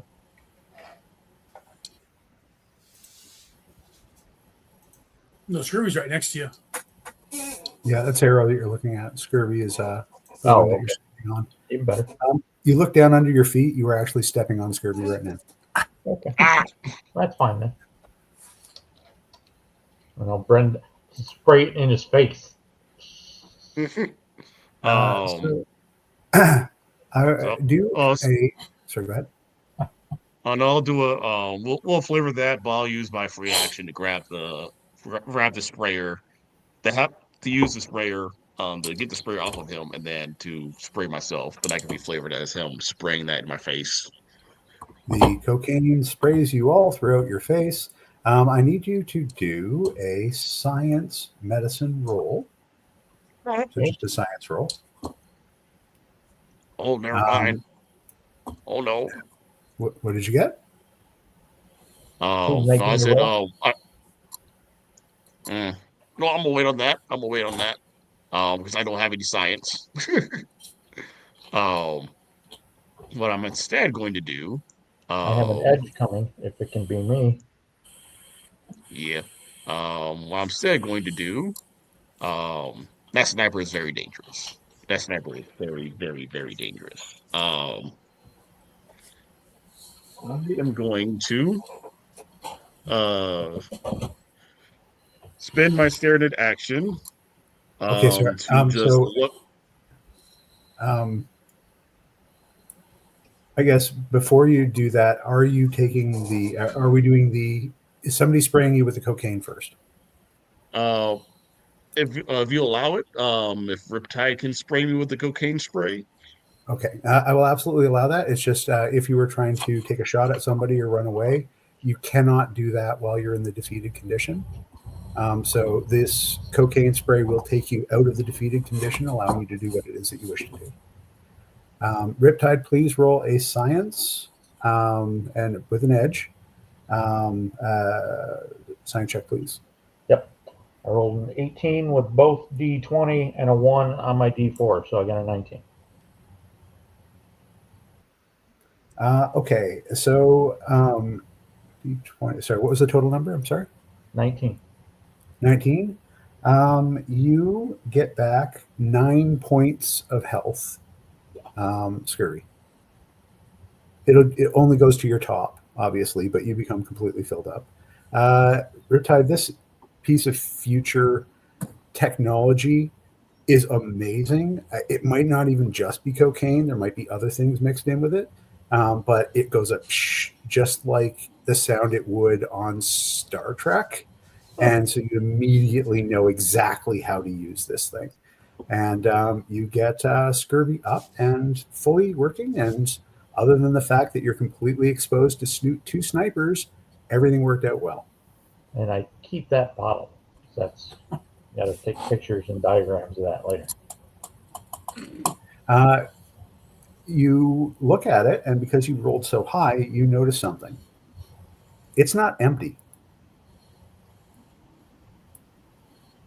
You might be able to use it again. I will tuck that in one of my belt pouches that no one in the history of ever uses, and I will save that for later. Excellent. Scurvy, what are you going to do? You're up. You're powerful. You are better than you are. You're talking faster than you've ever talked in your entire life. You feel like you'd be super interesting to be at a party right now. What are you going to do? Oh, and sorry, I will give you an additional 5 feet of movement on this turn. You get you high, man. Shoot. Okay. So I'm going to look at the sniper on the right. And I'm going to spend my standard action to intimidate him.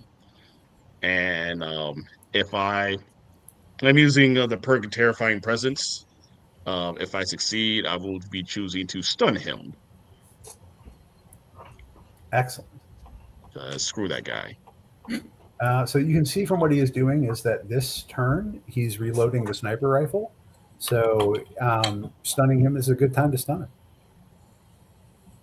All right, and also I am specialized in intimidation. I'm using dread.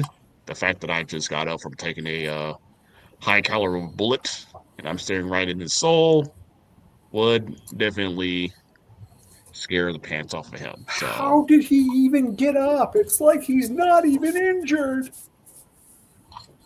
I've shot a tank with this thing. 8, 9, 10, 11, 12. So that's 22 to sniper 3. The wafting smell of urine is captured by the morning wind, and the sniper. Well, what are you telling the sniper to do in your intimidation? As he doesn't even say anything. He just like gets up, um, chest out, and looks over at the sniper, smiles, and points his halberd at him. And it just says, "You're next." I'll have you roll a second intimidation check, please. All right. Reroll. What is that? And that is just a, what was that? 6, 7, 8, 9, 10, 11, 12, 13. That is a 13. All right, let's see how that works out. Okay, it looks like the troopers are about to break and run from when you got up and just started pointing the halberd at them because they saw a hole blown in you so large that you could put a fist through it, and now you're up and running and look like you'd be banned from a major sporting event. So you are successful at stopping the sniper. He drops the clip down on the ground. It clatters down to the ground, and he's trying to reach for another one, but can't get a hand on it. Okay, and anything else that you'd like to do, Scurvy, on your turn? That'll be it on my turn. So I don't believe you've used your movement.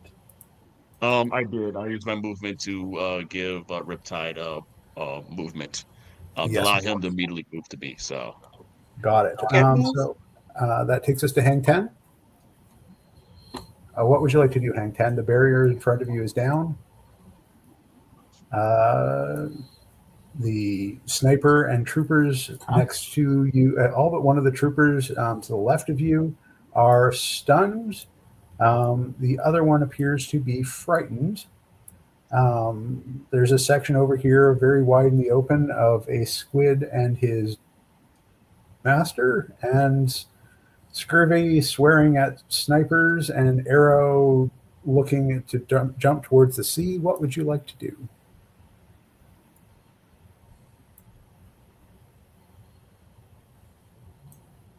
Are you with us, Hang Ten?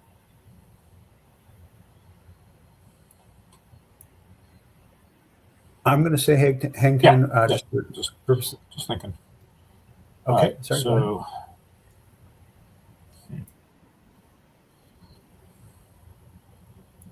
yeah, what?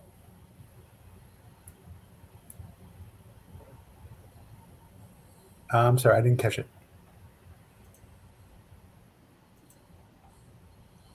Let's see. So the guys that are below the ring of fire over here, are they all still stunned?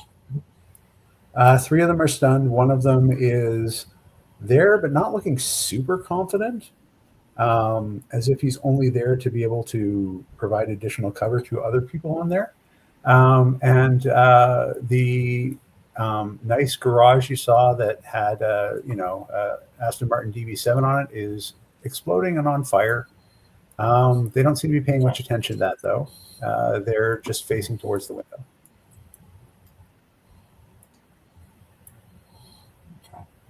Kind of slack-jawed because they've been hit with a concussion grenade. If you do want to hit the, if you want Hang to, 10, I'm going to.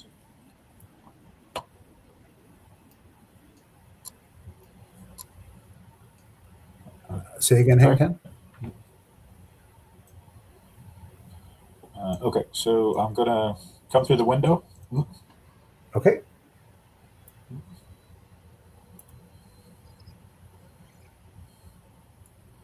And I'm going to sight those 4 guys over there. Okay. I'm going to downshift and try and do my multiple targets 5. And do I still have edge? You will have a edge on all of them. All but one of them. So yeah, rock and roll. Okay. All right. So 17 on the first hit.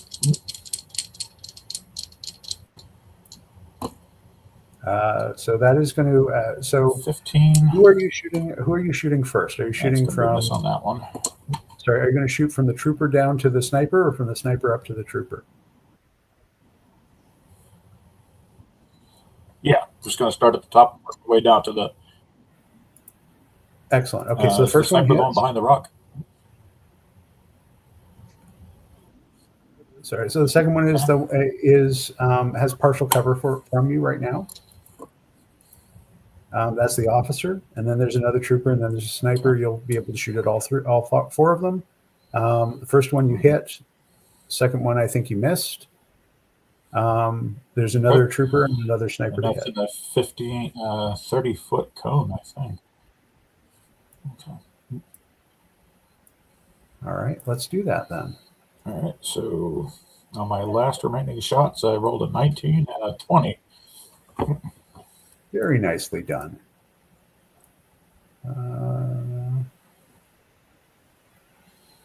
15-foot cone.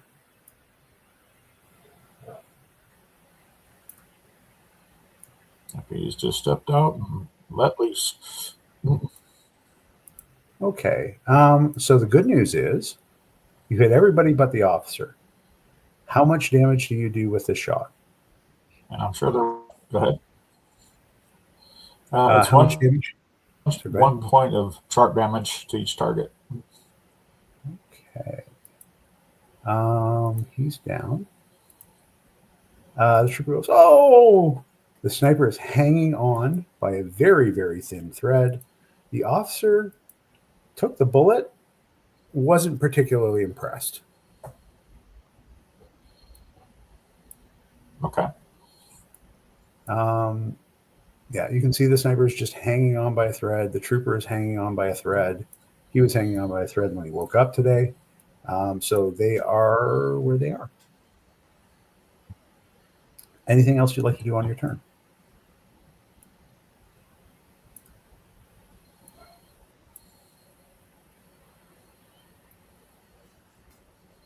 Then I'm just going to hold up my position and just lay down a steady stream of fire to keep everybody's heads down.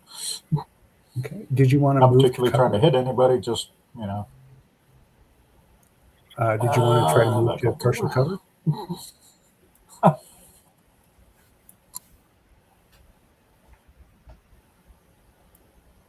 Let's see. About 30 feet of movement.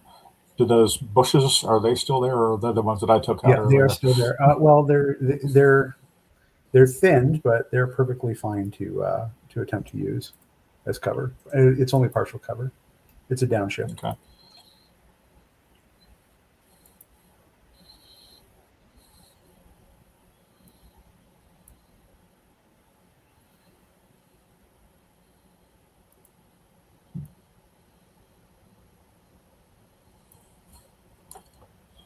Can I make it to the others where Scurvy and Riptide and all them are at? Let me take a look. Yes, absolutely. No problem. Okay. Yeah, I am going to move over that way. Like I said, and just try and get everybody covered and. All right, I will put you here so you can get partial cover from Cthulhu. Kidding. From the rock. Okay. And they're still stunned. So still not looking good. Well, the one that you took out was the only one that was actually active. So none of them will have an action this round. So you don't have to worry about them shooting so much. And that takes us to Arrow.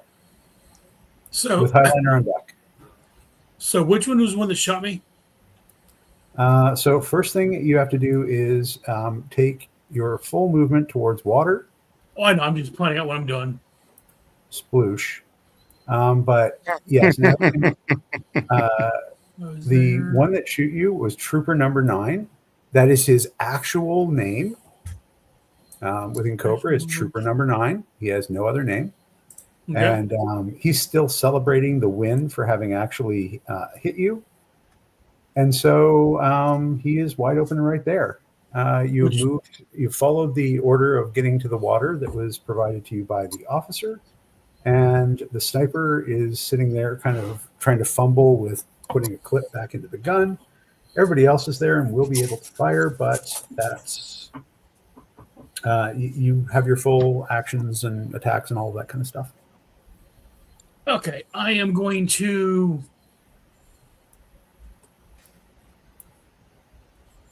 And how much? I'm sorry. How much you can spend speed to get more movements? You can spend your free actions in order to get an additional 5 feet of movement. If you wish to get up on the boat, that is going to be that is going to be an athletics or a might check to either climb up fist over fist or try and jump up as best as you can. I'll also see acrobatics if that's. No, I'm gonna. I want to. Oops. I want to. Hang on a second.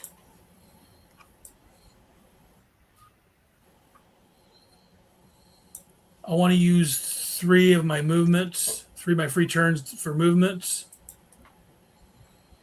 Move here, get some cover. Okay. And I want to aim at this guy over here on the ends one that shot me. Is that correct? The who does? Is that the guy that shot me? Going on the end. Yeah. Trooper number 9. Okay. I'm going to take an aim and take a shot at him. And I'm actually going to take a downshift. 1 second. Make sure I read that right.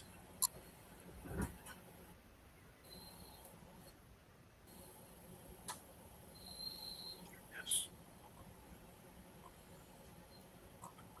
Okay. 4. Yeah, I'm going to take a downshift for multiple targets for 2 people. And I'm going to try this both the sniper and the guy that shot at me. Okay. Which one are you rolling first? I'll do the one that shot at me. All right. Do that thing. For a 18.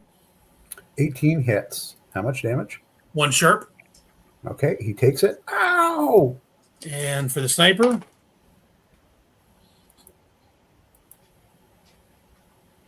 18. 18. You do have 21. 21 hits. For another sharp. Or he's in Jamal. I was about to say they also have an edge, so maybe. Oh. Maybe you can get a crit, maybe. We'll see. Oh, give it a try. Because he is stunned. Nope. Dang. All right. And then I'll use my last free action to reload my gun again. All right. Arrow has definitely wounded Trooper number 9, who was having a great day up until about 2 minutes ago. And then Sniper number 3 kind of shakes off the damage. Like, I just need to get my gun loaded, and then everything will be fine again. And question real quick: it takes an actual action to get onto the boat. So you can do it as action. I will let you do it as a free action if it's part of your movement. Okay. But if you I'll say it'll take 5 movement 5 feet of movement just to get up that space. Right. You can do it as part of a free action, but yeah. Okay, I'll do it for next time. All right, thank you. Yeah. That's it for me. And that gives us Matt is gone. Who knows? You hear the sounds of a helicopter like flying away. Don't know where that is or where that's from.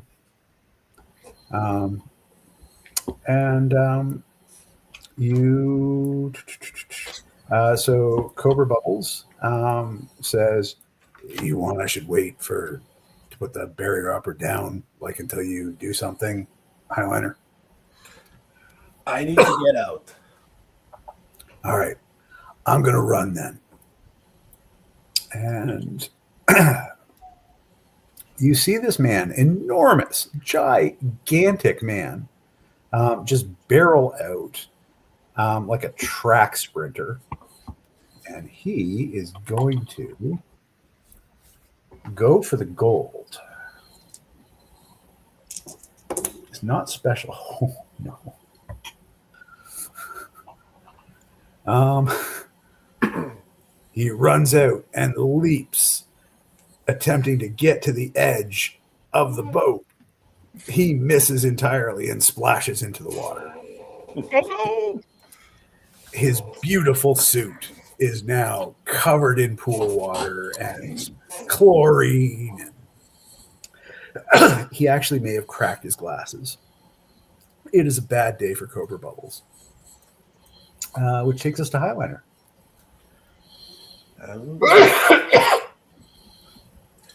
Highliner is going to draw his sword, his cutlass. I give him a 5 on form.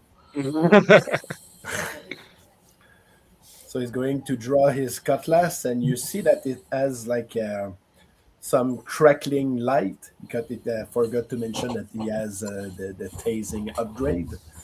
And it's going to shout, "Okay, man, I know that it's going to be like pissing across a fair wind, but do charge forward. Don't stay there like sitting ducks.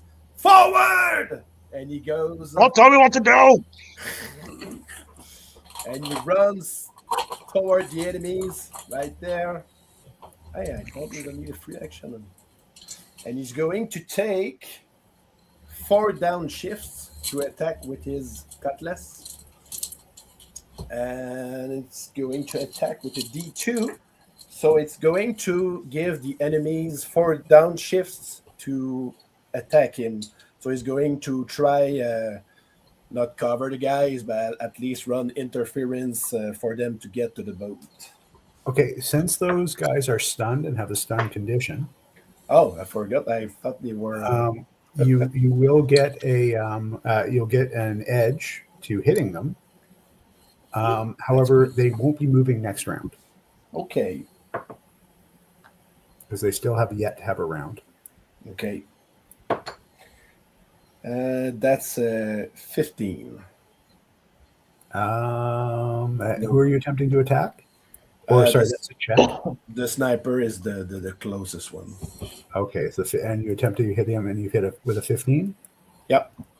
Somehow, despite the fact that you're completely immobile, you managed to hit him in the gun. Now it's a big gun, and you were probably focused on it because it's big and metal and shiny, but you hit it.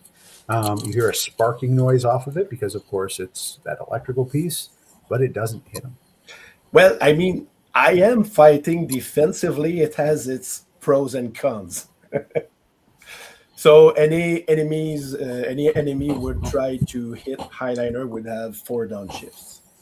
And the sniper you managed to put a big knock in the gun, so it's not going to function correctly the next time that they try and shoot it at you. It's good. Okay, and that takes us to the Cobra team, who can actually move. I mean, the team of people in blue. All right. So our officer friend is going to say, "Hey, surfer dude, you know you shouldn't be out here. Go back in the house and hang." Oh, no, we won't do that. We won't do that. Riptide's there. "Hey, you, the guy with the case. You shouldn't be out here. It's dangerous. Go back in to the building." And let's see how he does with that. You know, it'd be a good idea, Riptide. That I should spend a story point to get a +5 to my defense. Boom! Like you read my mind. Yeah. So does not actually know it's a skill check. Shoot, it is a skill check. Also, I absolutely hate how you got having these officers sound. How these officers sound like 10 out of 10. I just have to double check and make sure that that's it. You know what? I'm going to let you do it anyway because it's rolling up to 9:46, and you guys haven't gone 50 feet yet. So I'll let you shake that off. He's like, "Oh, man, I thought it was a great idea. It's such a great building and all of those secrets that it must hold." You twitch. Riptide Yeah. just starts twitching. The other troopers are like, well, all right, fine. I'm going to try and shoot. And Greatest secret was the one your mom told me last night.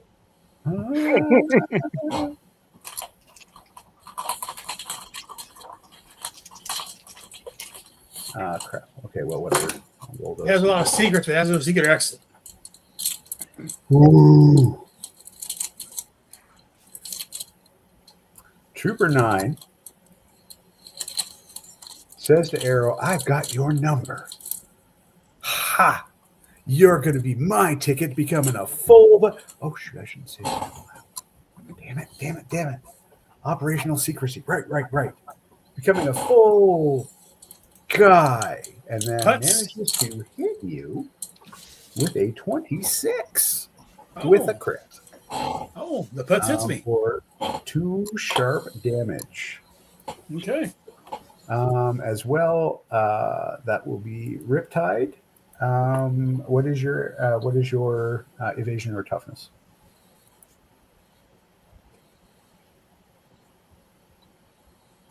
Mine? I'm sorry? Yeah, Riptide. You're getting I'm shot sorry. at. My evasion. I rolled a 19. I got a 20.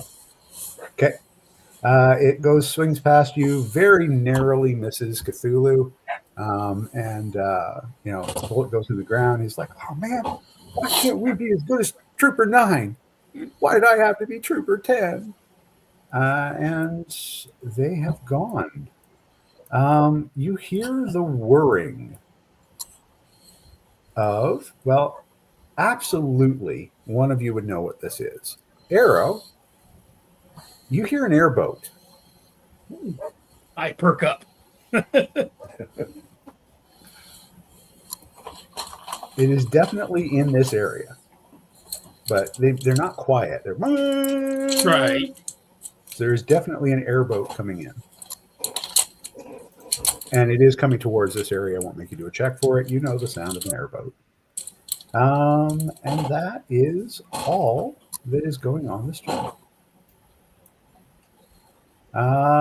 We jump back up in the initiative then to... sorry, I got too many tabs open. Gotta do the thing.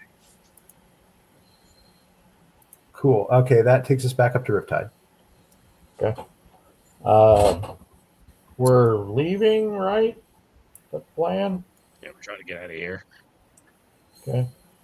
I will throw my other stun grenade towards the group on the cliff. Okay. That's going to hit.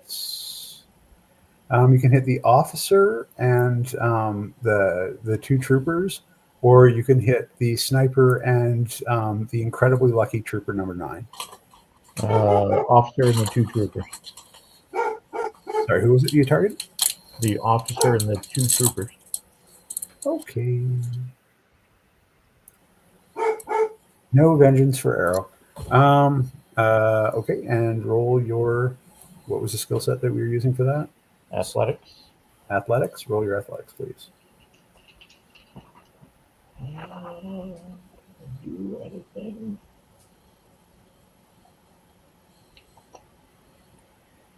Oh, sorry, roll it with a downshift because they're on higher ground. Okay. Down to D4. I rolled a 21 with a crit on the 4. Perfect. They are stunned. Okay. So they're stunned and are not moving this round.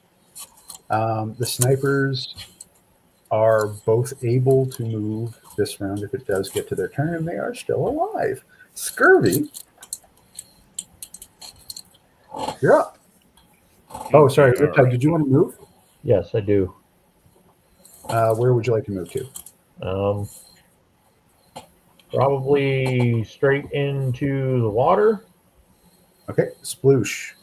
You do not treat that as rough terrain. Nope.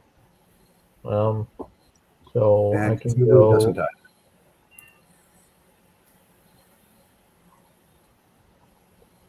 are those squares 5 feet or 10 feet? They're 5 feet. Okay. So 5, 10, 15, Your effective 20, range is also 5 feet. 30, 35, 40 gives me the movement to get up on top of the boat. Yep. You can get on the boat.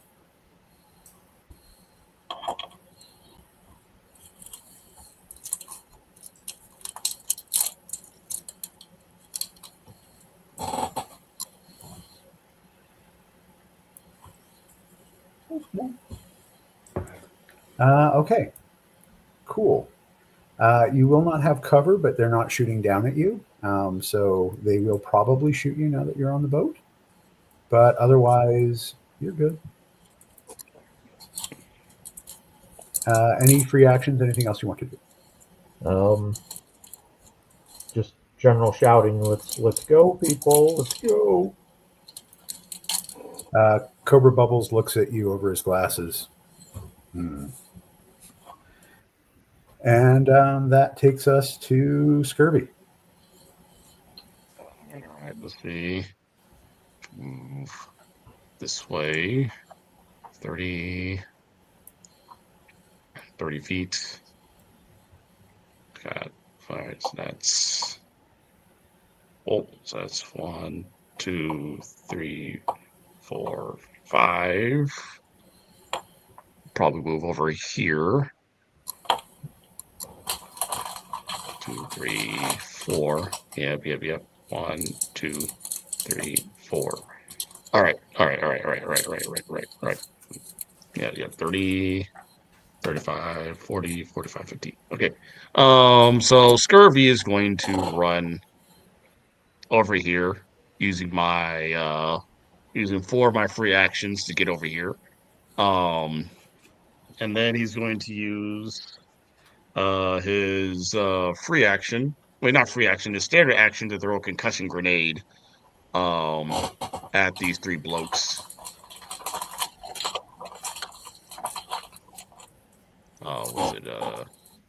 At these 3 blokes over here. Making sure not to hit Highliner, as Highliner is Thank you. dueling those guys. So I'm going to use my last free action to aim and throw. Oh my. Okay. Sorry, you're throwing your halberd? Concussion grenade. Oh no! Okay. Maybe. All right. Good. Okay. Oh. Concussion grenade it is, and I will drag over the circle so that you can see who you can hit. And are they already stunned? Are they still stunned? So they are not still stunned. They had their turn where they didn't move. So they are now still stunned. They are not still stunned, but this will stun them. They're also at a -4 to hit Highliner. All right, I rolled a 12. I don't know if that hits any of those guys. It unfortunately, because you were trying not to hit Highliner, you tossed it over into it basically rolled off into the fire. All right, that. Better luck next time. Shut up. That is my turn. Okay. That takes us to Hang Ten.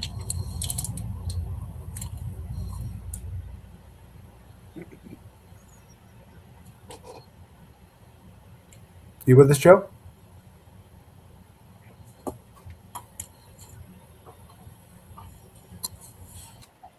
Yeah. All right. The 5 guys over on the rocks over here. What are they doing? So 3 of them are stunned. There's a sniper and a trooper, though, that are incredibly lucky, and they will be able to attack this turn.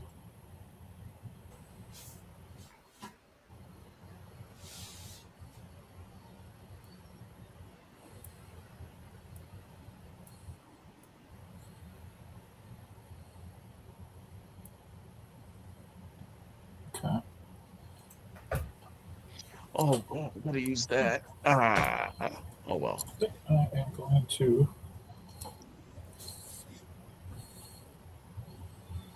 go for the sniper. See if I can't hit him. Fire away.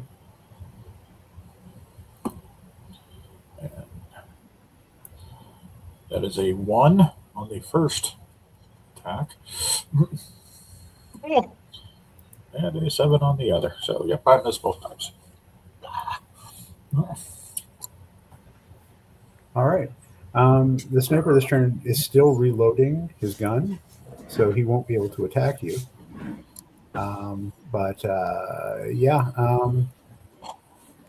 It just wasn't focused on it. Kept moving and dodging to try and do the loading action, pick up a clip off the ground, and you just managed to put it through them. Yep. Would you like to move this round? I will. We're trying to get to the boat, right? Correct. You can get to the boat, and if you use 2 free actions, I will start moving. okay. So if you do if you have 2 free actions and that works. Accomplish a I will make my way to the boat. athletics, might, or acrobatics, you can do a check on any one of those. The toughness is 15. If you can roll a 15 or higher, you'll get up on the boat this turn.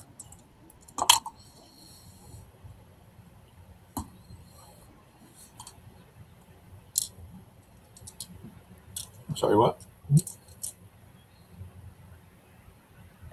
Sorry, how much was that?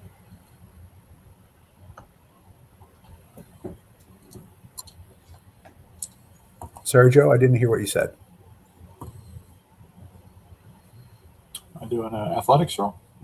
Yeah, athletics, might, or acrobatics. So athletics or acrobatics. That is a 23 on athletics. So you throw your gun up. On the 4, a natural 20. Perfect. Yep. Not only do you get up, you're able to get partial cover behind one of these, with the edge of the boat. So you're up and in and safe. Is there anything else that you would like to do on your turn? Yeah. Okay, going to jump to Arrow. Arrow, you're right near the front of the boat. I'm going to use an action. Not really. I think I'll. We use an action to jump up on the boat. Okay. You can only you at this point you only need to use movement to get up on the boat. Or movement. That's what I meant. A movement to jump the boat. But you will you'll need to roll either athletics, might, or acrobatics to get up there. Rolling athletics. Perfect. With a 18, 19. You easily make it up there. This isn't the first boat that you've ever climbed up on. Go ahead. And I'm going to turn and toss my concussion grenade at these 2 yokels, the sniper and trooper number 9. Got it. Let's check out the distance on that. How far can you throw a grenade? 50 feet. That's perfect because they're 40 feet away. I measured that earlier. I'm going to take aim and toss my grenade for a 18. The sniper drops the clip again. And this time it clatters down off the side. Very frustrating. Trooper number 9's like, this was going to be my promotion. This was supposed to be mine. And doesn't actually finish what he's able to say because he's stunned. Cool. Okay. You're on the boat. You have stunned them.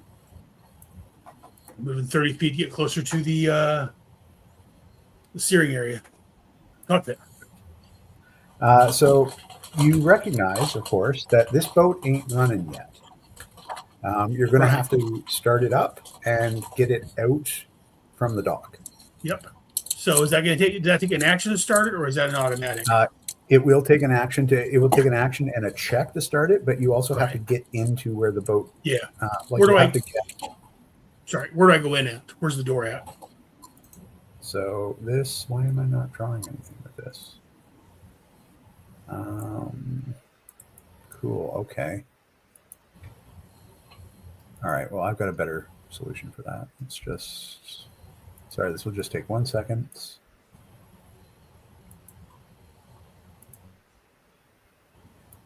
Okay. That is where you start up the boat. Okay, that's where I thought. That's where I'm headed. And that's it for me. Oh, actually, I've got some free movement I can do. You do. So I've got my speed is 6, and I use 1 to get on the boat. So that leaves me 5.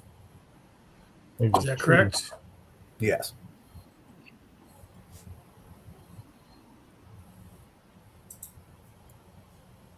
Five. So that's 25 feet. Is that correct? Yes. All right. I will. Just to note, this is going to go a little later than normal. We still got a bit of game to go.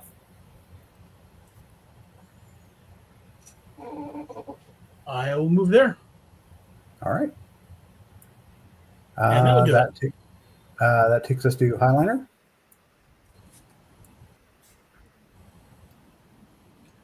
Try not to miss this time.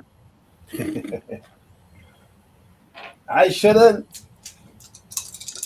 So the sniper and trooper will get to move, as will the officer. However, the sniper still hasn't reloaded their clip. Okay. Be Uh, aggressive.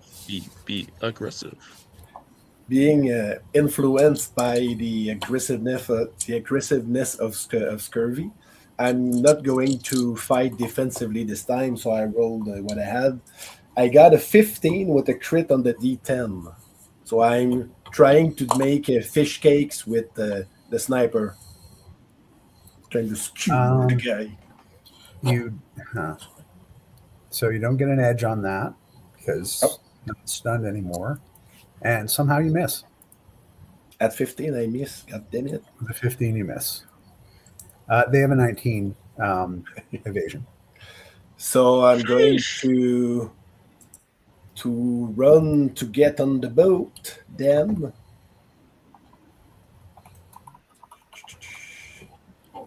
so that will be my full movement to just get to the position. Do I need 3 actions to get in? I guess it's easier on that side. Yeah, you just went up the stairs, so you don't have to do any checks. That's literally the part of the ship that is designed for you to get up and in.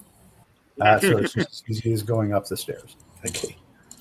So I'm going to keep moving with a couple of free actions. How many do I have? I have. I'm going to get you to do a perception check, though. Yes, of course. So alertness. Not perception, alertness. Damn it! I remember what game I'm playing. Alertness check.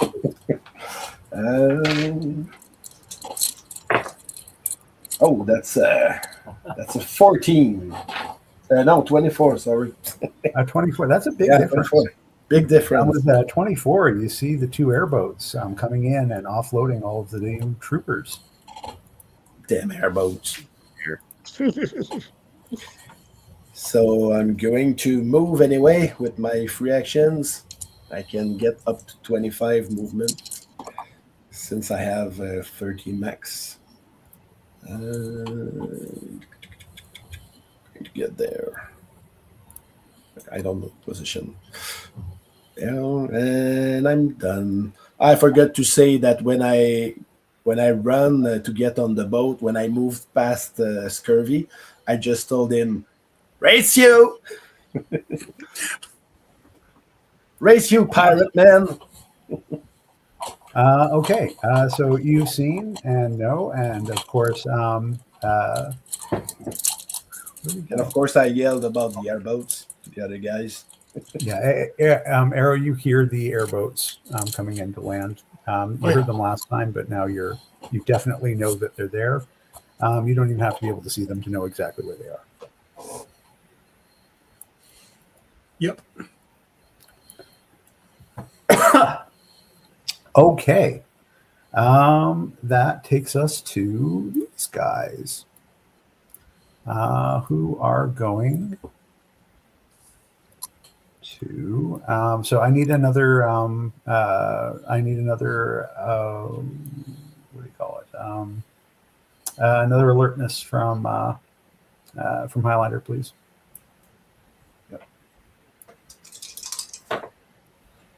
16. Between you and where you want to get, popping out, hidden in basically one of those things that you store buoys and lifesavers and all that kind of stuff on a boat, is a frogman. He lifts up his knife. He's got a spear gun on his back. He's wearing all gray, and he picks up that knife like he knows how to use it, like a toothbrush. I mean, he knows how to use this thing. Is he one of ours? Pardon me? Is he one of ours? He really isn't. Really isn't. He's really pissed off because he was expecting to get a sneak attack on somebody who was going to start the boat, and he didn't, and he's like sad. So he's going to take it out on whoever's in front of him. These troopers are all going to attempt to shoot at. So those ones don't have a shot. Those three will. And let's see if the officer can speak some sense into Scurvy and get him away from that boat. It's dangerous there. Story point. It doesn't matter. 4 and a 5. Neither of them. They give you orders, but they're conflicting orders, and so the noise balances out, and you don't actually follow anything that they do. Tell me what to do. The troopers will take a shot at you.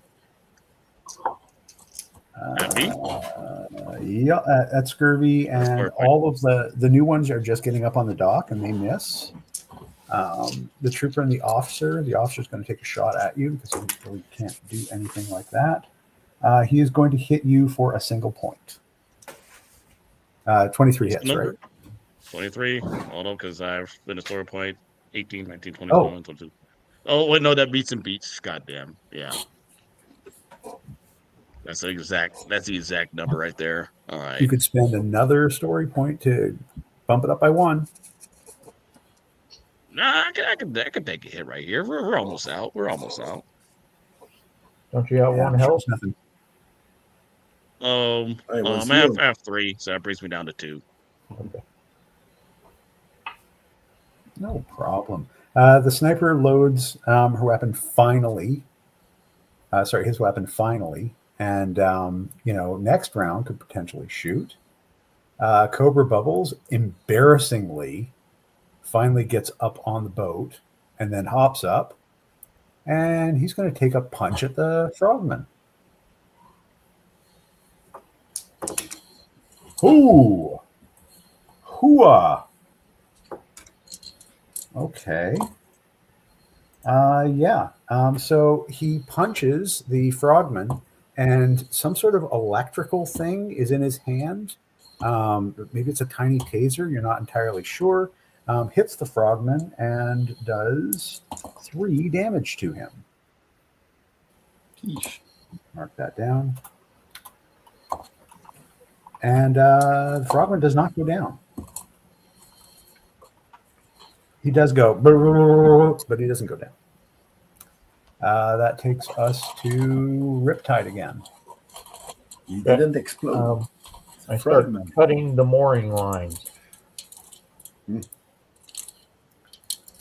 Well, all your expertise took away the fun thing that I thought you were going to forget to do. Yes, you are able to cut down the mooring lines. They are on they're near the diving board because that's where it's moored. Okay. So that you'll have to get there. It potentially could get you shot at by these troopers, but if you can use your movement and then go back, it's a free action to clear the mooring lines. I have 3 free actions, so Puts me there. Well, I bring Cthulhu with me, but yeah, we get there.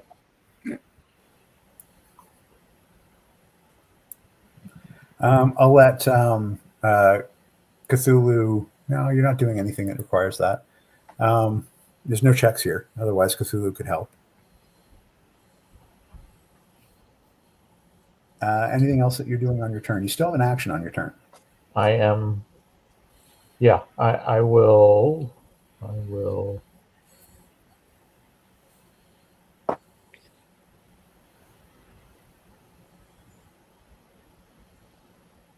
No, there's nothing good. I will hold up the case like it's a shield, like I'm daring them to shoot it, and hold it like chest level.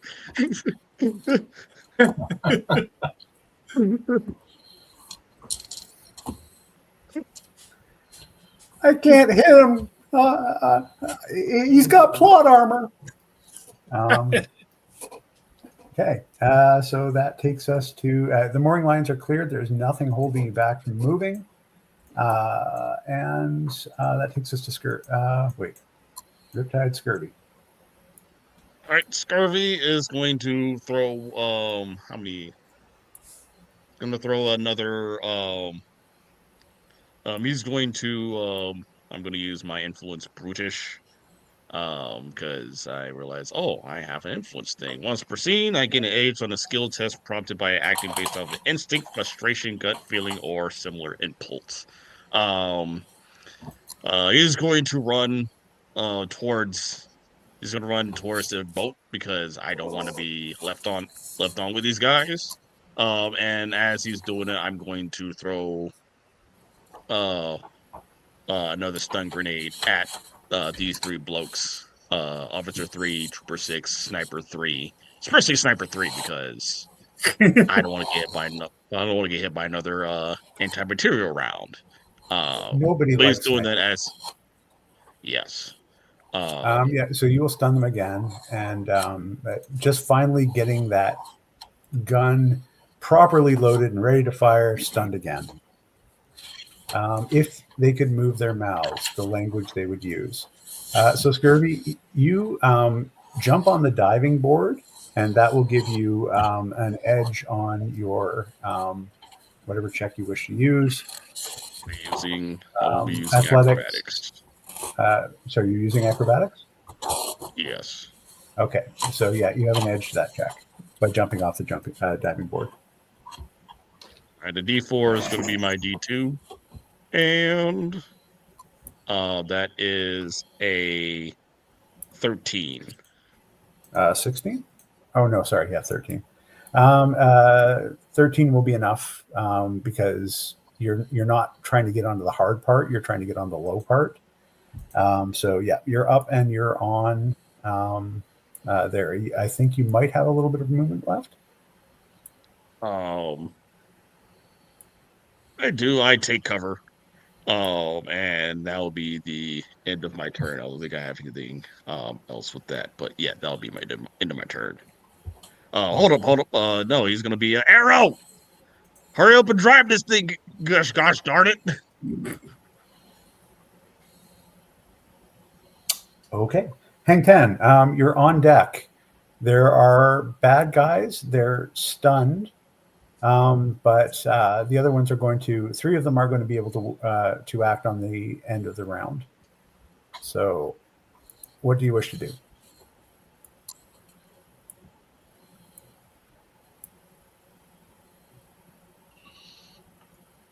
Who's that?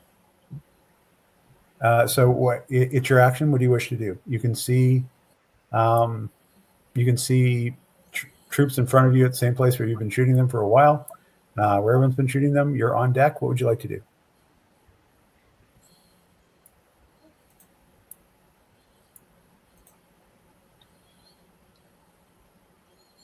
Okay.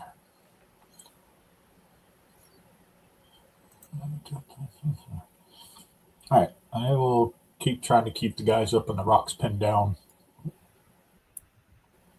All right. So you're going to which ones are you going to attack? Or all of them? I'm not sure. You have the ability to do that?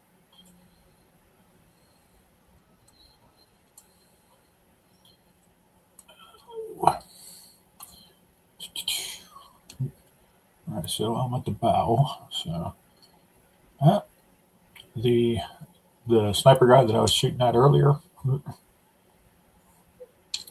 see Absolutely if I can't there. hit him this time. Do the thing.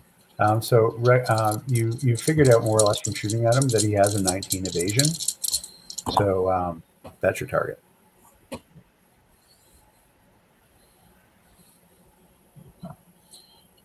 Let's see. First shot is going to be a miss. I do get another. And that is going to be a 19. 19 hits, meets it, beats it. Let's go. Okay. That's 2 sharp damage. Is that the one that took the damage or is the other one? Is there 2 sniper 3s? Oh, that's stupid. Sorry. Yeah, well, for that, going to fall down off the rocks and appears to be incapacitated.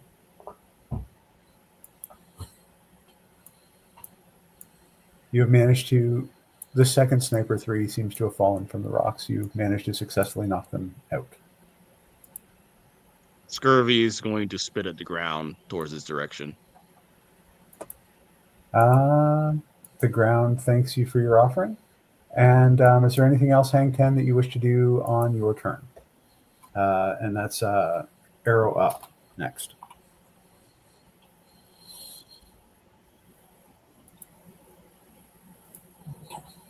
I think I'm just going to keep my position there on the bow and All right. keep overwatch. Defend the. Do you have an Overwatch type ability where you can set a contingency to act if? Figured I should ask that just to be sure. I don't know. Okay. Unfortunately, I do not. Moving on to Arrow. Arrow. There's a scuffle up above on the deck above you, and you see like a massive spark of light be kind of discharged, like a big chunk of static electricity went off. That's not good. Yeah, but otherwise everything's fine. I mean, there's like a bunch of airboat noises all around. You can Right. There's 3 of them, which everyone else can only see 2, but everything's fine. Can I tell where the third one's coming from? Is it coming from behind the other it's ones, or from- is it coming It different? was heading towards the front of the boat. So I figure. All right, I'm going to jump over here into the pilots area. Excuse me. Okay, so that one will take an athletics or Okay. athletics. Sorry, I'm starting to get tired here. Athletics, acrobatics, or brawn. Athletics it is, or brawn, same thing. 8. Hang on. 18. 18 gets you up and over. You get over, and you're right next to Cobra Bubbles, who is like, I'm going to beat this guy down. Beat his ass. And I want to get into the cockpit. You're in the cockpit. You see that despite the fact that this thing is probably worth, like in the order of like $120 million, they left the keys in it. Of course they did. Why not? And what do I need you to do to start it? Okay, so you will need to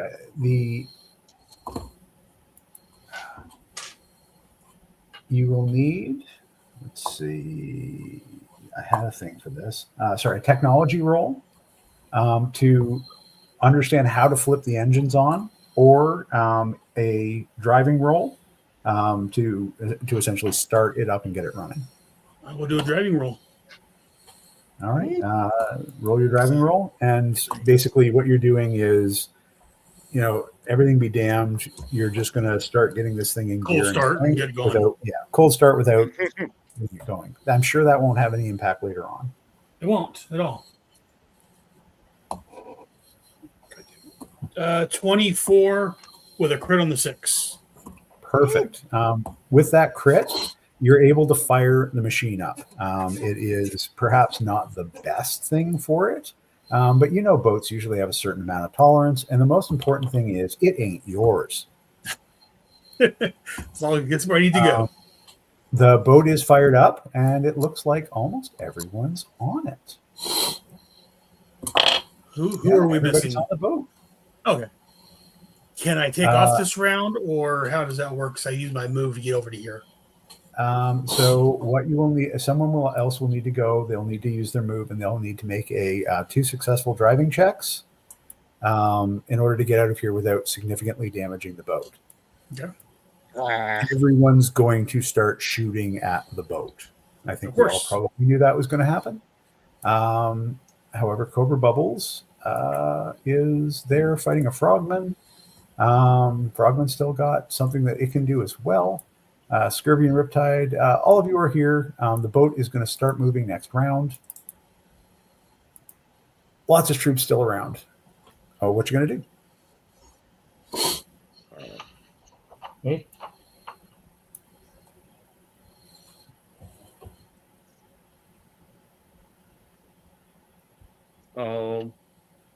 Sorry, Riptide,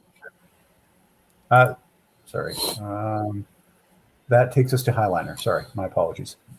Highliner. Yeah.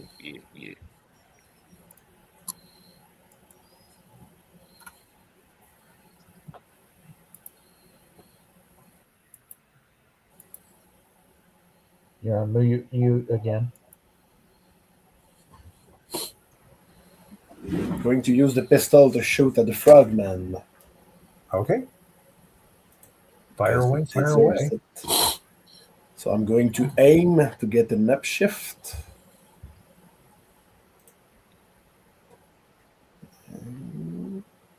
He's also prone, so you'll get another one. Okay. Oh, sorry, no, you'll get an edge. You'll get an edge on it because he's prone. He got his ass punched by Cobra Bubbles last round. Well, in that case, I'm not going to use my my pistol. I'm going to try to skewer him with the cutlass. Excellent. Yeah. So, edge. Oh, you wouldn't have gotten that edge with a firearm, even though you were right over him because of the rules. But yes, with a melee weapon, you absolutely get that edge. Yeah. So that's no upshifts on that one.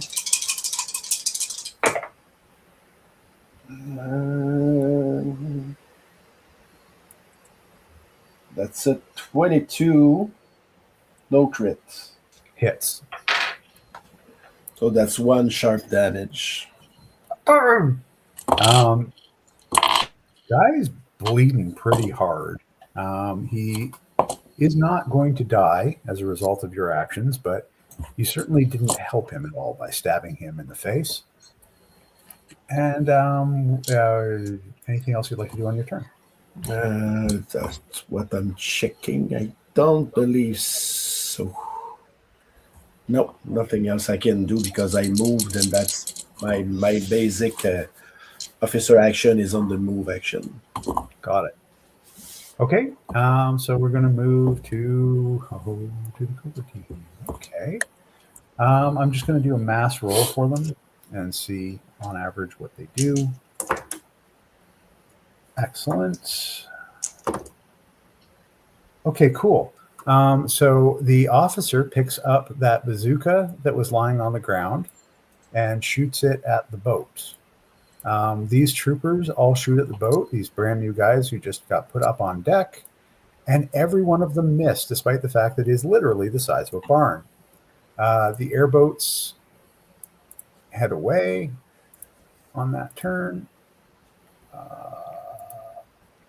You can still hear the third one, but you can't actually see it at this point, Arrow. The big front of the ship in the way. And who else will get a shot? No, the sniper will not. The officer can see Hang 10. Looks at Hang 10 and says, "Dude, the waves are gnarly. You gotta get a load of these. Just jump off the ship. You can do this." Which sounds like a really stupid idea, frankly. There are no waves in this area at all. So Hang Ten just is not influenced by that at all. Kind of goes, and anyone else ability to do anything? They're all stunned. I hate fake surfers. This officer, was this officer stunned this round? I've forgotten. Officer 3 amongst the sniper and troopers. I don't think so. No, my stun grenades.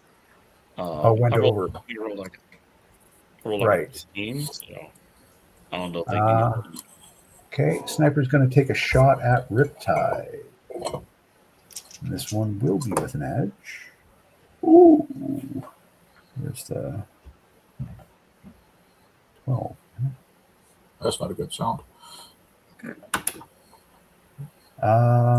Okay, 19 and 6 is a 25 for Riptide. No crits. Yeah, I got it. That'll be 2 damage, 2 sharp. Okay. Unless you want to throw Cthulhu in front of you to block the fight. No. Okay. Okay. So that is all of them. And then it comes up to Riptide. Okay. I'd like Oh, to, sorry. I didn't. Sorry. One important step here. I apologize. Of the 30 points for the ship, I need to count up how many successes that was. It is now at 25 points. There are holes all through the thing where everyone except for the troopers who managed to miss it did, fired as best as they could to hit it. They also, I think, got hit by the airboats on the way out. You're not entirely sure because you couldn't see them. But that takes us back up to Riptide. Okay. Want to spend a story point to get access to a minor piece of equipment. You can do that. The flare gun from the emergency kit on the boat. Is right behind you, stared on that wall in the safety kit. I'll grab it, and I run towards the back of the boat.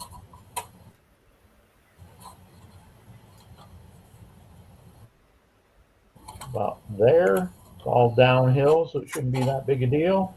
Is not. And screaming the whole time that I'm running down. I'm going to kill us all. I'm hurt. I've got the case. There's too many guys. And then I'm going to shoot the flare gun in the vague direction of the gas tank on that boat between us and the dock. In an attempt to intimidate everyone to jumping off or being stunned or something, frightened for their next turn. Okay, so I'm going to let you do 2 things because I love this. I'm going to let you actually shoot to see if you hit that gas tank. Okay. And if you do not hit that gas tank, I will let you roll an intimidate against them. Okay. I'll do it, I'll swear to God.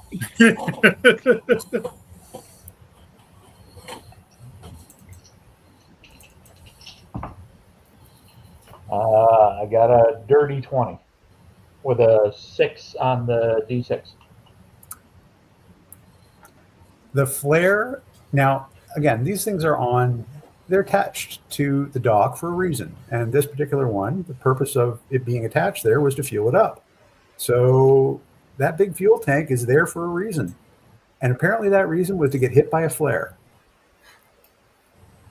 I'm going to roll the damage on a D20 for this explosion. If the damage is greater than 10, you've got good news and bad news. Good news is it will wipe out every single trooper and the officer. The bad news is that everything over 10 is going to be done to the ship. I was waiting for that. That is a 15. The ship is down to 20 durability points or hit points. I guess just life points or essence points or whatever the heck those things are called right now. But you do manage to kill every single trooper that was on the dock. Leave me something to fucking pilots. All gone. Every one of them. Brilliant move.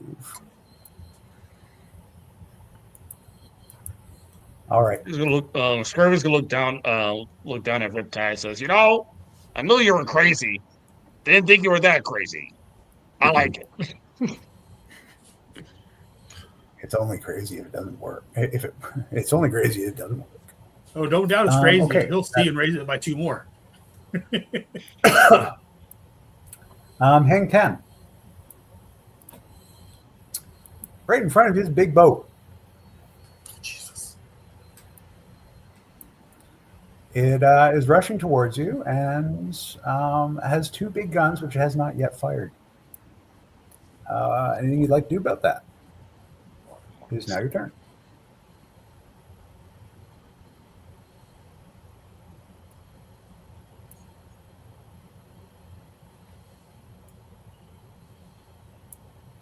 Joe?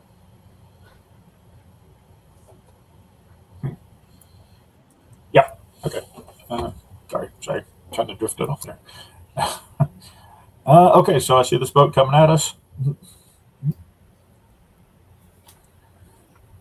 I'm going to open up on it. All right. Maybe I can hit a boat since I haven't been able to hit anything else. Do you want to move forward to get a better shot at it? Because right now it's got partial cover from the front of the boat. Yeah. Go. Yeah, closer to the. Yeah. So if you go about here, you've still To the got front partial there, to the cover, bow. but it doesn't. The bowsprit. There we go. Alright, so shot number 1 is a 16. Hits. And shot number 2, I shoot some porpoise going by. If it hits, it's 2 sharp damage. So the first one hit was 2 sharp? Sorry, the first one hit. The second one did not. Okay. Yeah, the second And one that's was 2 a sharp? miss. Okay, 2 sharp damage against it. Cool. Yeah. You put some pretty big cracks in the glass. It said that it was bulletproof, but it really doesn't seem to be bulletproof. That was just like a manufacturer's claim or something. Is it bulletproof to anti-material shells? Absolutely not. Absolutely not. It is material. Right. That's what they're supposed to hit. Okay. Hank, Yep. anything else you want to do on your? You've still got some movement. Is there anything else you'd like to do on your turn? Free actions. Well, I'm good. I'm gonna hold up my position and wait and see what happens. All right. That takes us to Arrow. You're going to start taking the ship out of the dock. Yep. And What's going on here? 22. No, I'm sorry. It's 2D, so it's both of those. So it's actually a 19, 26. My first roll. Okay, 26 succeeds. Yep. You do manage to. I'm just tilting it this way. You didn't actually crash into the pool. I just ran out of map. But it is out, and you are going. There is Highliner will get to act, and the Cobras will get to act. If you have not lost 20 points of damage, Riptide's still on the boat. If you have not lost 20 points of damage at the end of this, you will get away. So, Arrow, you have taken your standard action. You have passed the check. Is there anything you? You've done your movement. You still have a standard action. Is there anything that you want to do on your turn to try and preserve the boat?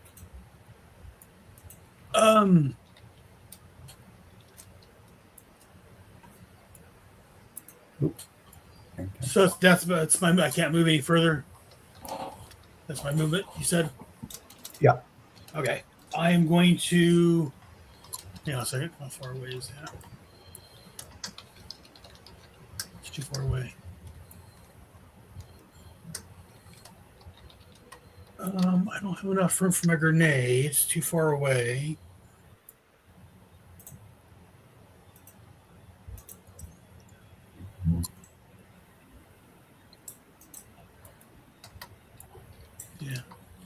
Not my. Well, I'm going to take my. Can I?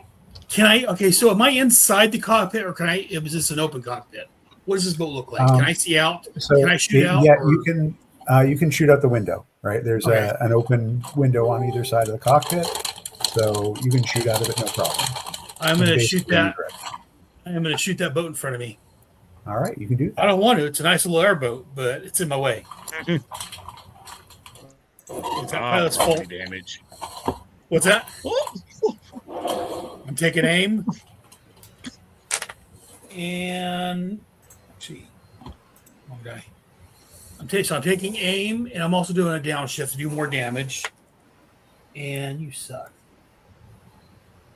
It was hilarious. I will give you I will give you an edge on this roll because you know airboats. You know exactly where to shoot them to make them Okay. not work. Oh, that definitely works. 18. All right, you hit. How much damage? That's too sharp. So, keeping in mind that you guys have shot like snipers for all sorts of damage, you don't feel like this should be enough to blow up the boat, but this is rules as written. And it explodes. Works for me. All right. And that's good. It's That good gives us enough for me. Highliner. Highliner, what are you up to? I would like to finish my fish cake with the frogman. Cobra Bubble says, if you can finish the frogman, I'll take care of everybody else. That's a 10. But I'm going to use plan of action to give 2 upshifts to Cobra Bubbles. Ooh. And I tell him, now I showed you how you should do it. Now do it. Learn by example. He says, I have another plan. Okay, and that actually is there anything else you'd like to do? You've used your movement, but you haven't used your action, have you? Yes, I tried to skewer the frogman and it didn't work. Yeah. Okay. So Cobra Bubbles reaches into his jacket and pulls out a little tiny gun, like a squirt gun. Shiny. Just a little tiny gun. It's cute. And he fires it once at this group and once at the other group. Well, he does have 2 upshifts to. He does have 2 upshifts. Whatever That means he does. he's going with that 12 action. That's how inspiration works. So he fires at this rock, and with his tiny little pistol, boom, wipes out the rock and everything on it. Everything on it is gone, and I mean vaporized. That little gun sounds noisy. Kind of like a cricket. You're not cleared to know that. Okay, and so you're getting away, but there is one issue. There is still a frogman. He is going to attack Highliner. Does he have to move to enter my range, or you consider that he is in range? I'm going to say because you stabbed him, that he's enraged to stab you. Okay. Did you want to use any? You still have like a couple of story points left. Do you want to use anything to? I would use one to go up by 5. All right. So he's rolling a 12 on this. Oh, and he's specialized. So shit. That's going to take a lot of dice. Right. Okay. And a 6. Cool. My defense is 23 at the moment for evasion. So 19 on the die and 26. Sorry, so 25. No, he got a. Oh, no, he critted on the 12. So that's a 31. Damn. Ouch. Highliner, what are you at? It depends on the damage. He does 4 damage to you. I'll be at 1 hit point, health point. And I tell him that it really turns my crank. And Highliner seems pissed. The frogman says to you, boop, boop, boop, boop, boop, because the mask doesn't open. So I don't think he can even hear you. And he adds just as a taunt for the next round if there is any. Guess you've never seen an angry Canuck. If he could hear you, he'd be intimidated. But it's just bad design. Okay, we're gonna pop back up to Riptide. The boat is going to be gone. Oh shoot, no, did I? Yeah, I did do the damage for it. Oh shoot, no, you don't get a turn. They get to shoot. There's only 3 of them left. One's got the anti-material rifle, but there's no effective way that they can actually take this thing down. I'm going to roll it anyway. Even the sniper misses the side of a boat. So you are effectively away, and there is no ability for them to pursue you. However, you do have this frogman here. So I'm going to let everybody who's around take a swing at it and try and finish it off. At the top of my round, just so he can do something, I will throw Cthulhu at him, and Cthulhu has Kung Fu Grip. Go, Cthulhu! What does Kung Fu Grip on a Cthulhu, on a squid, look like? He's got 8 grapplers, all with suction cups, and a will to use them.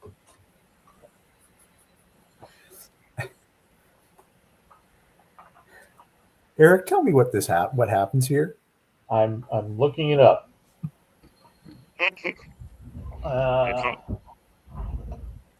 You're trained in locking an opponent down. Signature grip strength used in close quarters combat grants you an edge on grappling skill tests or at any point when you hang from something that would benefit from grip strength.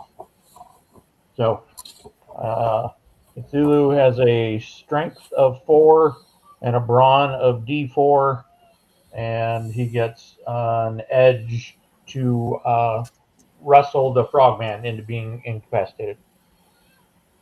Okay, and so that would be is that an attack against a defense, or is that? Yeah. And what defense would that be? Well, it's against the frogman, so he basically gets to pick. Okay, yeah. So it'll be. Let's go with. It will be might then. I think grapple is evasion. But not sure. Oh, sorry, toughness. It'll be toughness.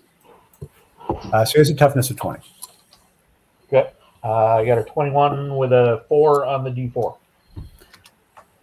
All of a sudden, Cthulhu not only pins him down, but you start to see, and you're not sure if you're seeing this or it's just because there's the dawn light actually coming up finally.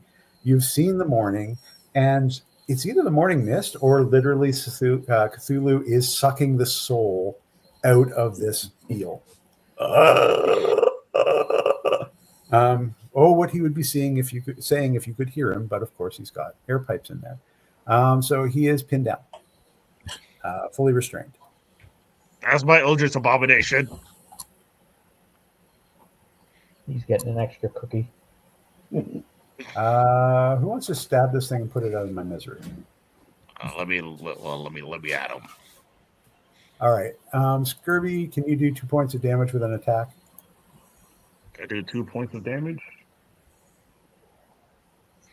I don't think I could possibly do 2 points of damage with my. Right, so, but I can, if I can crit with intimidation, I can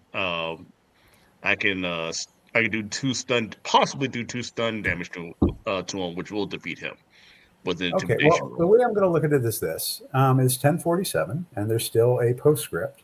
So you all get in there, and Cthulhu holds him down. You all curb stomp him to death. Throw him off the side. the ship is yours.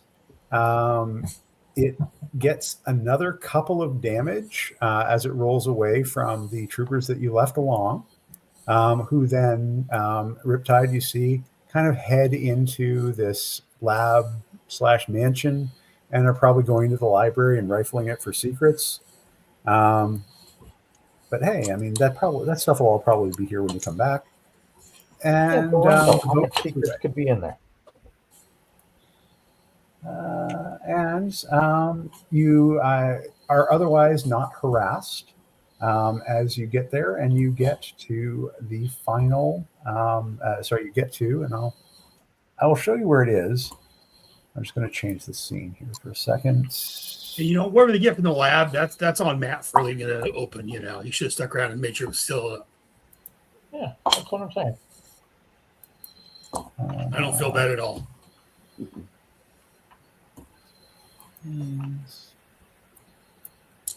Okay, and that should come up. It will need to refresh then in order to come up. So can I get you to refresh your whatever that thing is on, whatever browser it's on? Yep. Oops.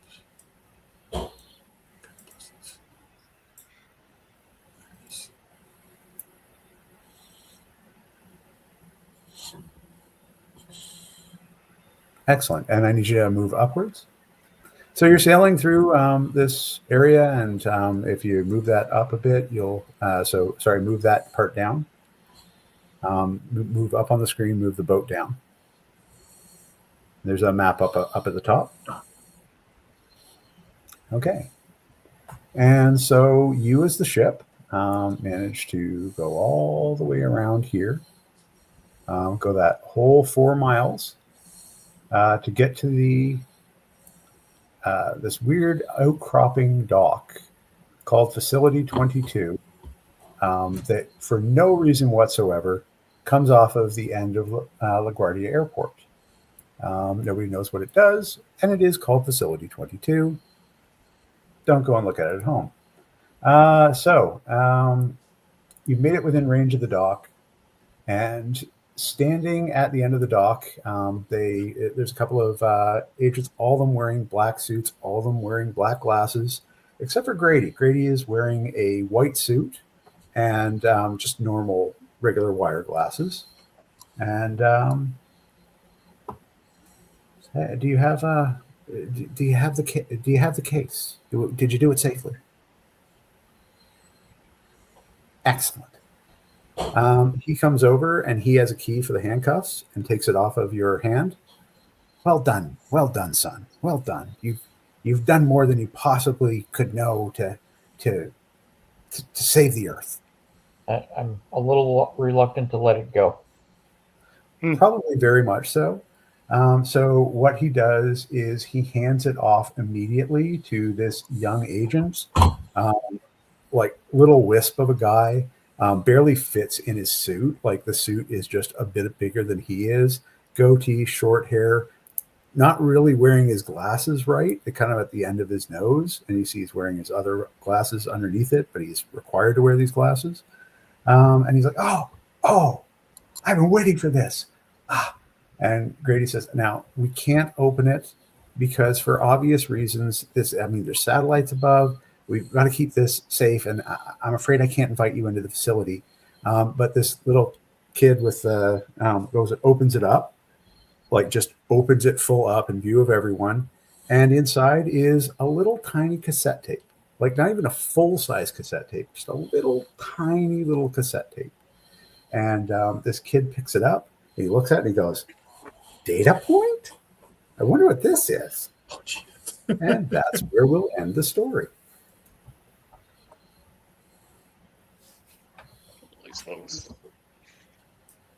Data point. So should we assume that the guy with the glasses is classified? Perhaps you've just delivered data point to classified, putting into action the events of the Energon Protocols. So it's our fault. Great. Yeah, of course.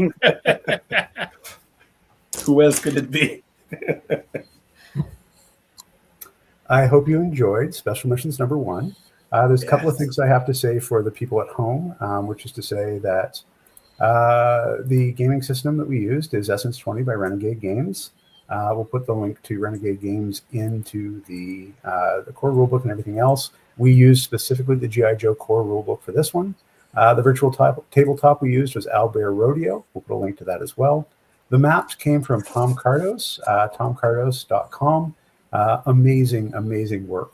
Tom's stuff is the stuff that I use for almost all of my adventures. This last map came from Google Earth. The virtual tokens were shaped by the Fateful Force and were designed on the Hero Forge website. Before we go, does anyone want to promote their own websites, their own stuff, their own Daggerheart stuff that is currently on RPG Drive-Thru or anything like that? Their own new YouTube bring it up.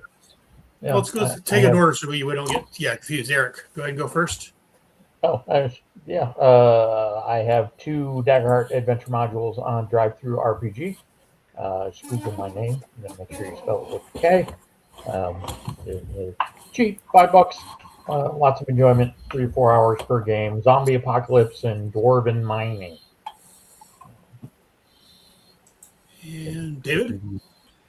Yes, I have a home game, a private campaign, but I do write after reports for that. And I have made a blog. If you want to visit it and read the after reports, it's GI Joe RPG Stories.wordpress.com. And I've also started a little YouTube channel. So I am narrating these reports, trying to do characters to make it a bit more lively than just a guy reading reports. If you want to check that out on YouTube, it's also GI Joe RPG Stories. Okay, and Jamal, anything for you, my bud? Oh, me? Well, Yeah, you. No, the other Jamal, the guy next to you. I am currently in another podcast, role playing game podcast. It's called This Dungeon is Occupied. I believe the campaign is called The Brave Isles. It's a more cosmic horror themed campaign. 5e. I play an owl who is a unchained familiar. And whatnot, who also has psychic powers from a magic cataclysm and all that. D&D. This dungeon is occupied. Also does episodes where we make a bunch of like characters on the spot, and you can use it for whatever campaign you like. And other than that, yeah. I think that's it on my part. But yeah. Right. And Joe, do you want to talk about?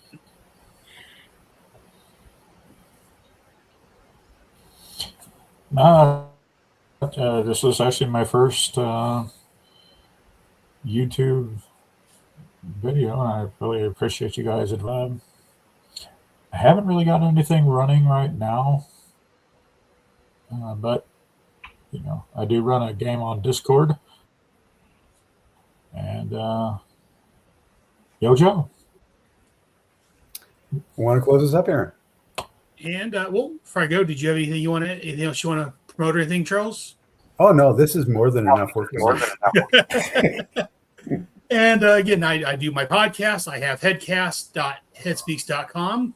They're all there. I'm also over on Facebook, facebook.com/group/GI Joe. And I release my Head Speaks podcast the first Thursday of the month. My GI Joe Royal American Headcast. We talk about the comic books and the cartoons. The second Tuesday of the month. Tuesday. I said Thursday. The second Thursday. The third Thursday, we release normally the Energon Protocols. That's the game that Eric started with, and we're slowly working for that. The fourth Thursday of the month, I do Bravo Team, which is a brother show to my main show. Right now, we're looking at between Special Missions and the Order of Battle. Also, normally the fourth Sunday of every month, I can be found here on YouTube at youtube.com/, what is it, at g.i.joe_headcast, where we do a live stream of us recording the G.I. Joe episode. And I think that's it. All right, Thank everyone. everyone Thank that's you very watching. much for coming and listening to us play our silly game. This has been Special Missions #1, and hopefully it will not be the last one. Thank you for the game, Charles. Yes, thank you, Joe. It was great. Thank you. Fantastic. Yo, Joe. Yo, Joe.